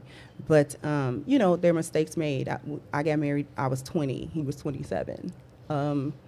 And so we entered into a marriage, and we sort of didn't know what to do necessarily. He came from a two-parent home as well, but his wasn't dysfunctional. So he had a better grasp on how to be a husband than I did on how to be a wife. And just through all of those different experiences informs, as well as my religion and those views actually inform how I think about gender roles, masculinity, and femininity. So walk me through, if you could do, like, if I knew then what I knew now, I would have done da da da da da da. Your first marriage when you were young, you're 20 years later, you're getting married again. What do you wish you understood about being a wife in a relationship that you didn't know then that you're going to bring to this new relationship? Don't be broken. Getting into a relationship, don't do it. Don't be If broken. you Like are healing broken, trauma, you mean? Yes. If you're emotionally, you've been traumatized, you're not together, if you don't have a clear sense of what that looks like for you, specifically if you have had trauma in your life that you have not dealt with, please do not bring that, because if you get into a relationship, you bring that problem to that man. And he's going to attempt, whether he can or not, to resolve that problem for you. And he may not be able to, because you're coming to him with trauma he didn't cause. Yeah. So this is something previous to him. Bringing baggage to a relationship. You're bringing something to him. There's a famous quote out there. Some guy had a very good opinion. He says, people think relationships are 50-50. Like, I'm bringing something to the table, and you're bringing something to the table, and we come together, and we're 100%, and we have this relationship. Same thing even in business. I'm bringing this, and you're bringing this. He goes, I actually think it's not that. I think that I need to be 100% sure of who I am, what I'm at, healed with all my trauma, everything's together, and you are bringing the exact same thing. So it's not 50-50, it's 100-100, and we're 200 bringing in a relationship together. It's kind of like what you're saying is like, leave the drama for your mama at home, take the baggage, leave it on the plane. So what kind of insight do you have with how the relationship should work idealistically? Well, Jim Rohn had a great quote, and I say this all the time in my channel, is that he said, I'll take care of me for you, and you take care of you for me. You got to get to a happy place where you love your life. You can sit at home by yourself on a Friday night and have a blast. Because if you don't enjoy your own company, then you can't expect a woman to enjoy. What are you doing alone on a Friday night having a blast there, Coach? What's going on out there? You gotta enjoy your time alone. That's important because you're not good company for anybody. You know, the purpose of all relationships is you go there to give. You're there to help each other grow, to become more. You're there to share your completeness, not to complete one another. Because if you're coming to a relationship hoping that a girl is going to make you happy, or if you're a woman that a man's going to make you happy, eventually, once you're past the honeymoon period or the infatuation period, which typically lasts 6 to 12 months, you're going to be faced with the fact that you're going to come to a realization one day that you're still not happy. Whereas when you're in a new relationship, you got all those great feelings of infatuation, you're thinking about your future together, but that eventually typically lasts for most people 6 to 12 months. And then if you were an unhappy person and you looked at your girl as to be your source of happiness, and then you one day realize that as great as she is, I'm still miserable, I'm still unhappy, then what happens when guys, or in women for that matter, come to that realization, they stop making the effort. They stop putting their best foot forward because they start to recognize, it's like, what's the point? I'm still not happy even though I have this great person in my life. And then what happens is they start neglecting the relationship. They stop dating and courting her. They stop making her feel heard and understood. And then, you know, now when they had the relationship was good, now that becomes a source of friction and difficulty in their life in addition to their problems. And the relationship oftentimes spirals out of control at that point. And I think it's like 70-75% of the time, women file for divorce. Women are the ones that break up with the guy. And most guys are like, I never saw it coming. Yeah. I want to play a slight little game with you guys real quick. And it's called Put Your Beef Out There. I want to know who your biggest beef is. So you've got beef out there. You've got some beef. I don't know. I'd like to hear what your beef is. You probably got some beef. Kendra, who's your biggest beef with? And you got like 10 seconds to be like, this is my beef with, and here's what's wrong with these people or this type of person or whoever it is. Who's your beef? No. My biggest beef is with modern women, as what I call them hyenas as opposed to lionesses. And my biggest beef with them is that they're making women look bad out here in these streets. They're giving a bad name to female nature and how women are actually supposed to operate in their lives. That's my biggest beef. Modern women. But aren't we all, or not we, but aren't women all kind of modern? They're all living in today's times. What does modern women mean exactly? Modern women, to me, more specifically, not necessarily living in the day and time, because you can't help when you were born, but it's the mindset. I don't like the mindset of the misandry. I don't like the mindset of sexually objectifying themselves. On the one hand, I don't want to be a sexual object. And on the other hand, I'll have an OnlyFans where I'm a sex object. And it's only cool if I do it. But it's not cool if people look at me while I do it. I don't like the double standard in thought. I don't like the double standard in action. That to me is the modern woman. It's not her age or what era she was born in. It's the mentality that she carries. You've said that women these days are entitled, they feel like they deserve the world, and they've got no accountability. Why is that? Because the world doesn't make her accountable anymore. We now live in a society where women can kind of do what they want, and she might get a, but she's not made to feel obligated to be responsible for her actions. It's almost like a child where she doesn't really know, or there's an excuse made as to why she's doing what she's doing. No accountability. Okay. Coach, time to address some beef. You got some beef with somebody? Air it out. Air your grievances. Well, who's your beef with? It's really a group of people, and I would say it's the global elite. We hear this a lot lately. The Klaus Schwabs of the world, the World Economic Forum, the Larry Finks from BlackRock. Yeah. All of these guys that a lot of them are trust fund babies, the Bill Gates of the world, people that came from wealthy families, and a lot of them never really had to struggle for anything in life. It was handed to them, so they don't understand and can't relate to what the average person goes through in life, and they're constant obsessive need to concentrate more and more power in themselves, and things like the United Nations, them working together with this DEI, diversity, equity, inclusion, which is all offshoots of Marxism, which just constantly, through the Hegelian dialectic, keeps friction going in society. And you look at groups of people the problem is they've captured, we hear a lot about the uniparty, where you got Republicans, Democrats in our country, conservatives, the different parties that are in the UK. It's, you look at, like, from Boris Johnson to, Liz Truss, to the guy, what was his name, Rishi something or whatever. Rishi Sunak. All these people are all drones of young global leaders of the World Economic Forum, as Klaus Schwab proudly calls them.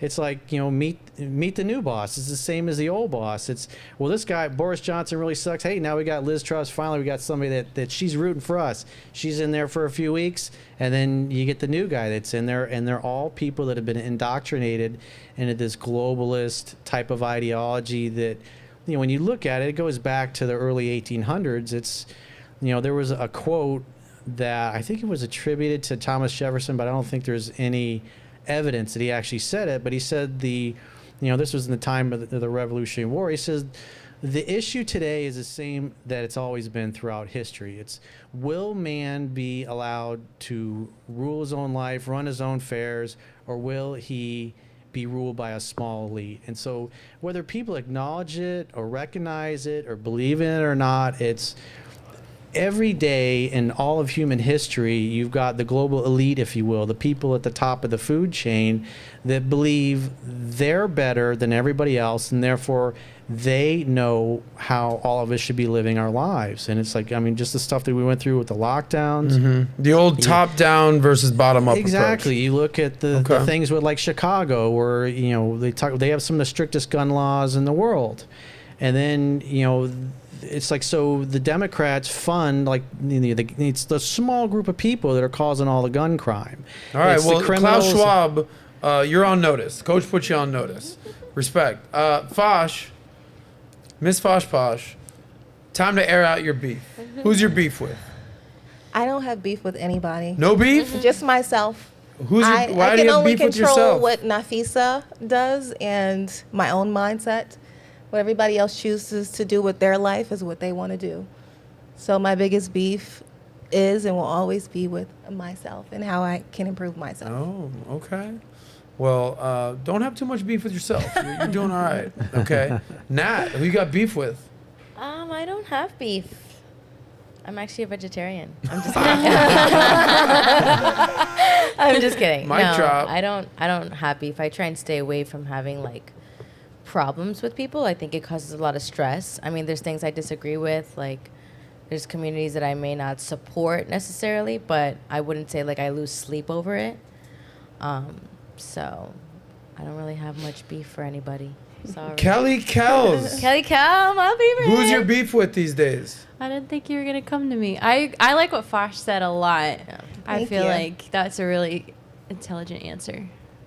I don't know. So you got beef with yourself? Yeah, always try to Shit. improve yourself. You're the only one that can control how you react to other things. Like she said, you can't control other people. I can't control how this person feels. I can only act in a way that either sets an example or leads them differently or leads myself differently if I have to remove myself from the situation or avoid those people or help those people or whatever. So I like that. I like what you said a lot about your beef is with yourself. All right. Well, go easy on yourself, ladies. Who's your beef? Who's my beef? Yeah, man. Tell All us. right, I got some beef. Let's hear. Let me air my beef. Okay. I have beef with lazy people, entitled people, people who play the victim.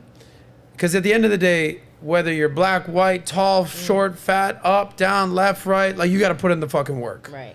Like nothing's going to be handed to you. We all, there's this whole like, what is it?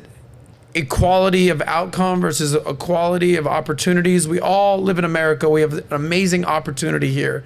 Some of us start out at certain places. Some of us are richer. Some of us are poor. Some of us have opportunities, but we all live in America and have the opportunity to do whatever we want with our lives.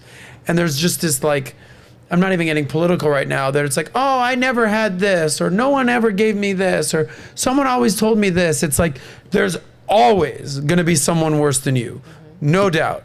So if you can look in the mirror and realize, yo, bro, ain't nobody coming to save you. I need to figure this out for myself, the clearer your vision will be. So I was once oh, my dad didn't do this for me, or I didn't have this. And then the guy next to me was like, well, at least you had a dad. And then the person next to him was like, well, my dad died. And I was just like, oh, we can go down the rabbit hole all day on this thing right now. So it's just like, once you look in the mirror, take accountability for yourself, stop playing the victim, stop being like, woe is me. Life is beautiful, and you can create the life that you want. So that's who I got beef with. With that being said, last question that I want to do, should we talk about independent women? Should we talk about the ideal age in a relationship? Or should we talk about what men need to consider before marriage? What do you guys think? Say them again. All right, we're going to talk about the ideal age. There we go. We just want you to check. We have a video here of a lady. So ideal age. So this is something that's pretty fascinating out there.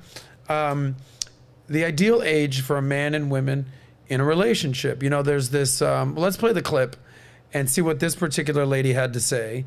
And then we'll open up the conversation. This is the last topic. Go ahead.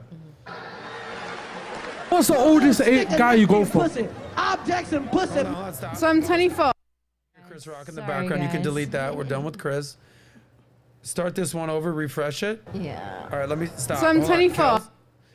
Right now, we're going to talk about the ideal age in a relationship, man and female. Kelly's going to roll the clip. Refresh it. Let's do it. What's the oldest guy you go for? So I'm 24. I would maybe go for I'll be honest with yourself. 57. 57. That's pretty. My boyfriend's younger than me though, he's 22, but Oh no. for a 57-year-old. I'm still shocked. 57. You actually got. Yeah. Why are you 57? Settled, house, like sophisticated, little grey fox. So what's the oldest All right, guy so you just go to be clear here, she has a boyfriend Yeah, wrong who's age. younger than her, that's 22, and on camera she says, "Yeah, I would go out with a 57-year-old." So, good luck out there, lady. I think she was in Australia. So there's this. You're familiar with the math?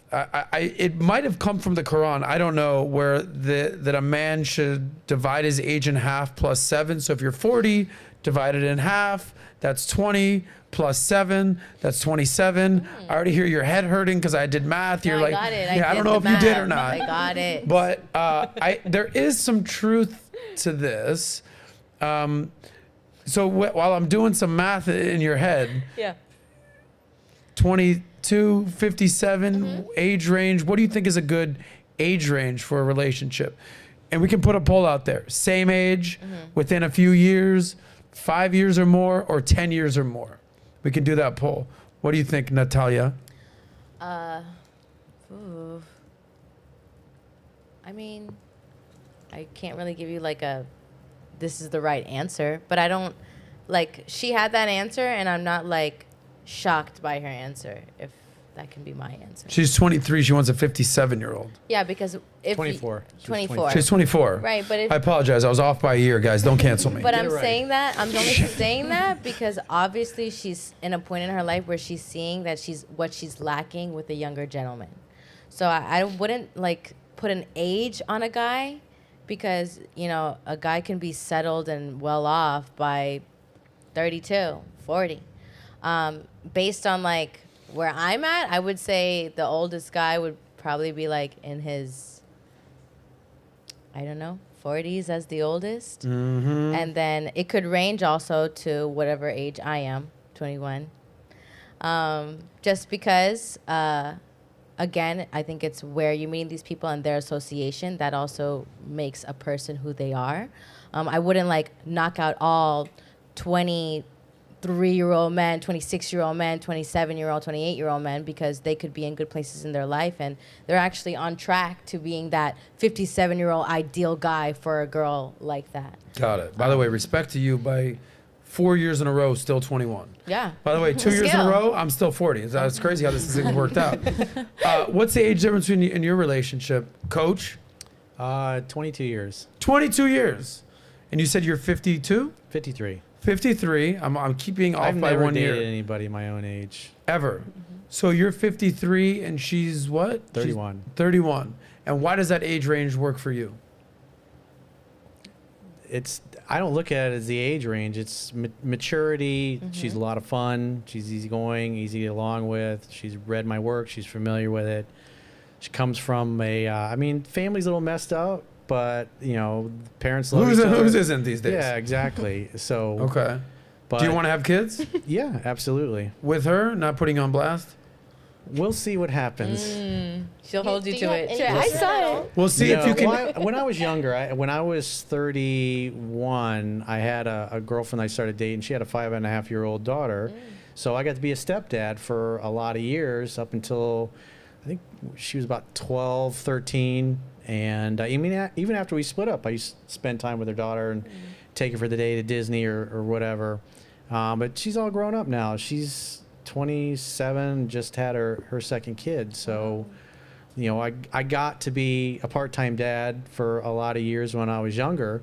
Based on what you know now, would you recommend that young men get in a relationship with single mothers?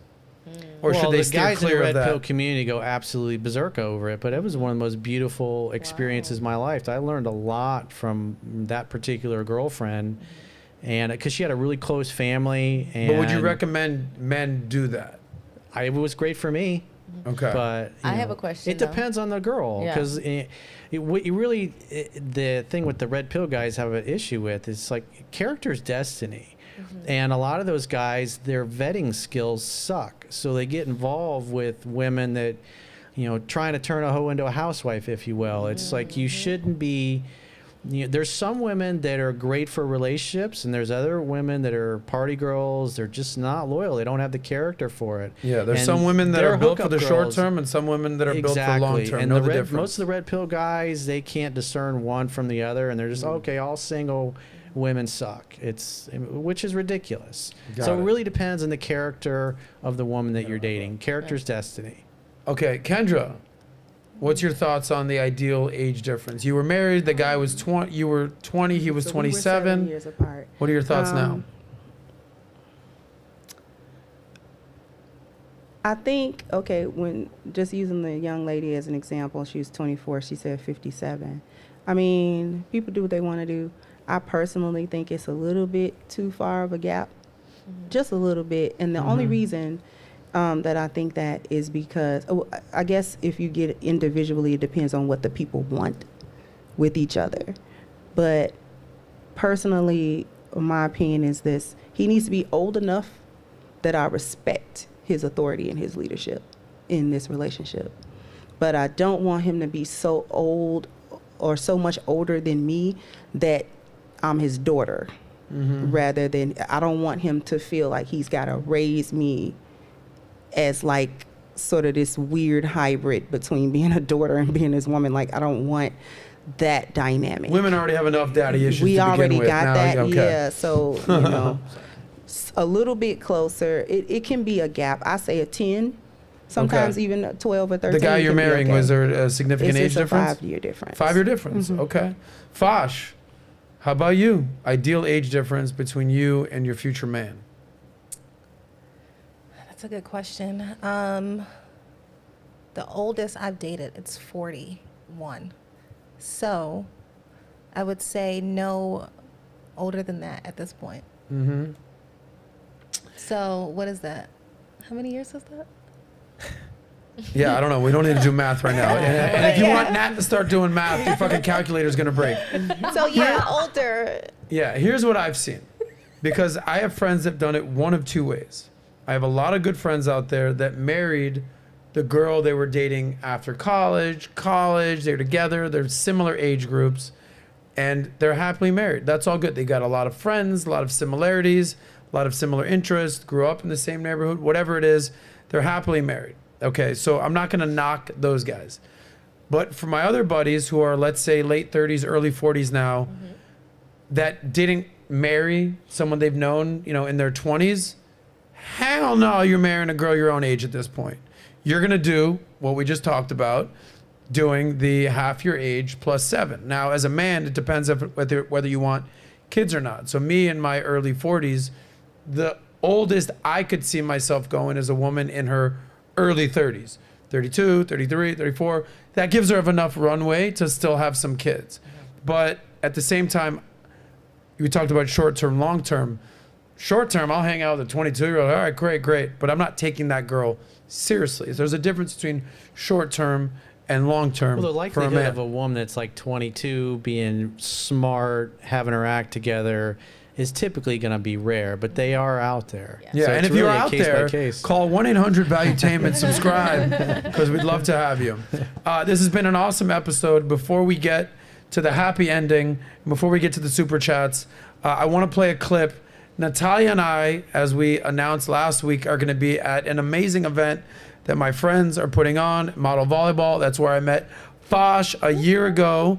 The whole Valuetainment team is going to be out there. We might even have a special appearance by you-know-who that runs Valuetainment. More announcements on that last week. But if you are in South Florida next weekend, March 18th and 19th, depending on when you see this, come join us in Miami Beach, where Valuetainment is going to be at Model Volleyball. We're going to play a clip on what it's all about. We'll do more throughout the week. If you've got kids in the room, or if you're kind of a PG-13 or less type person, don't watch this promo video. Let's hit play and we'll wrap up.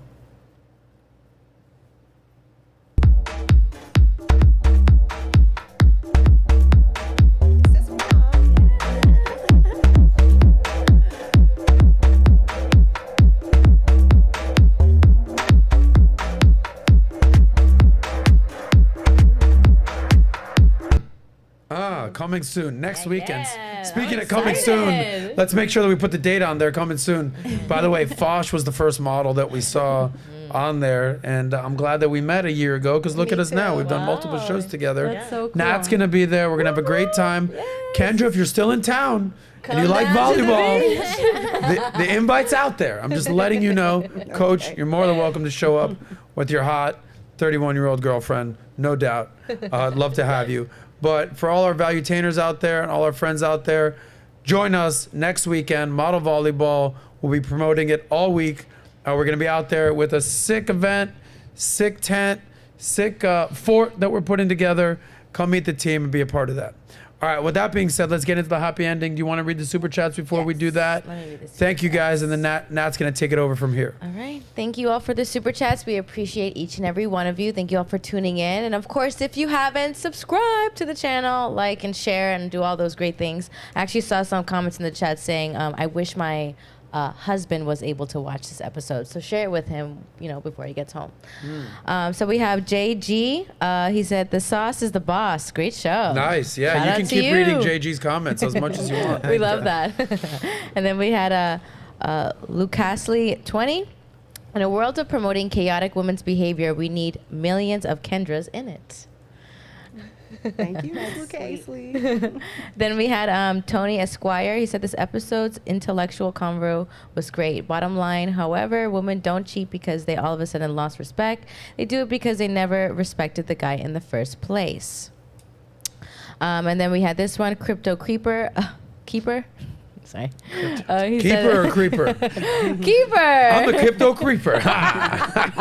Oh, you're so funny. Oh my gosh. All right, then he said, Adam has earned the right to exercise his options. Yeah. Please don't encourage this behavior. Yeah, you like that? I'm gonna exercise Oh my my gosh. options. All right, sorry about that. Then we had Steno Elias. Good episode so far, very informative. And then there was this funny comment. Oh, you're gonna give me in the face. There was a funny comment I wanted to read, and it was, no, I can't find it right now. But other than that, thank you all for the super chats. We appreciate each and every one of you. I see you guys in the chat.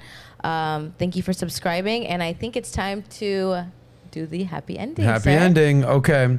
So double entendre play on words. We all know that we like to wrap up with a happy ending, but and this is where we give our panel of experts and guests an opportunity to say what's on their mind, give some final thoughts, and drive traffic to where they want people to see them. Kendra, thank you for being here for the first time. Thank you. Let the people know where to find you and what you want your overriding message to be the people out there. Well, you can find me. My channel name is The Crimson Cure, so you can find me there. I've just come on through. Come on through, like, share, subscribe. Y'all know the drill. My final message to everybody or what have you is just be open. Be open to changes. Be open to the challenge of your mindset. Whatever it is that you think you know, just be open to the challenge of that. I'm going to challenge everybody to sort of utilize those 10 life values. You can hit the rewind button to find out what they are and measure your own life with that and just see where you are. Subscribe to the Crimson Cure. You're closing in on 100,000. I know that. Damn, I'm so excited. Let's help her Y'all get help there, me. okay? Thank you so much for being here. Fosh, superstar, gorgeous, model, 1 year anniversary's coming up. Where can the people find you? What do you want the people to know? You guys can follow me at FOSHPOSH. That's on Instagram. That's on YouTube. That's on Snapchat. Same brand everywhere. Fosh Posh in the house. Coach, I mean, you crossed 100,000 many years ago on your channel on YouTube. Before I got shadow banned. Before you got shadow banned. What happened there? March 2020, it was interesting. Like 80% of the new subscribers, I was just dropped off. And I thought, it must be the lockdowns. And it never came back when everything opened back up. So something changed algorithmically. You pissed someone off. Obviously, the anyway, right people. we talked about who you had beef with. It's probably them. I understand why you have the beef. Where can people find you? What do you want your message to be to the people out there? So you can download my first 2 books, 3% Man and Mastering Yourself, at understandingrelationships.com. Just subscribe to the free email newsletter. And even if you think I'm totally full of shit, if you read what's in my books and you apply it, it will dramatically improve the overall quality of your personal and professional life. And the reviews speak for themselves. Awesome. Make sure that we have links below to Coach's channel, to Fosh's Instagram and all her socials, to the Crimson Cure, because we want to help her get to 100K. Kelly, I see you doing your work over there. As sweet as jelly, little Miss Kelly. What's your biggest takeaway for the from the episode today? What do you want the people to know out there? I think all the women and Coach had some great perspectives on how men and women see relationships differently, about indifference, about time, and where everybody's focus is. So I think having a discussion like this is very helpful for everybody. So I hope you were listening. Yeah, and by the way, for you, only respectful, good-looking, intelligent, smart, caring, good gentlemen out there. Yes, I'm getting a lot of messages on this. Kelly is single and accepting applications via DM if you're interested. And what's your Instagram again? Sweet as jelly, hit me up. Sweet as jelly, hit me up. Do it respectfully. Yes, please. Speaking of a woman who may or may not be single, I don't know. Nat, we're selling your bathwater. It's buy one, get one. You know that. Hooked on Phonics worked for you. Where can the people find you? What do you want the people to know? Biggest takeaway. Go ahead. Biggest takeaway today for me was hearing everyone's perspective. I think we agreed on a lot of things today, which was a little refreshing. I think in times like that we're going through as a society, you're seeing a lot of separation. So to have a panel where you can agree and you can have a conversation on certain topics, I think it's good for the audience to see that even though this is a different perspective than what the world is pursuing, there's an audience for that, so just keep that in mind. If you feel like some of the things you believe in aren't really, there's no one there to stand up and talk about it, there are people that do. And then other than that, you can follow me on Instagram, Natalia Del Valle, work at Valuetainment. I love it there. And what was the last thing you wanted to ask me? That's it. That's all you got. She'd be working out there. I'll be working. One thing we all know is Will Smith, Chris Rock, we all agreed we don't want the smoke. They don't want the smoke. Jorge, he's got some smoke for us, I think. No, he don't have no smoke. Oh, you got no smoke, Jorge? No oh, my smoke. God. You don't want the Because smoke. no beef. I thought we had some beef going on. Usually we got some smoke out here. What an unhappy ending this turned out to be. Anyway, appreciate you guys for being here. Appreciate the panel for being here. We do this every Thursday, every Friday. Next week, we're only doing one show because then we'll be at Model Volleyball all weekend. And then we've got some special surprises coming up after that for our 100th episode that we're working on. But Nat and I will be here tomorrow on the Soscast, where Nat and I are going to react to the topics of our day. We appreciate you guys being here. Thank you. We do this for you. Be safe out there. Yes. No beef. Don't get slapped in the face. Be smart. Treat your girl right. Treat your man right. Be smart with your money and save that money. We out. We'll see you guys tomorrow only on the Soscast. Peace out. Nice. Very good.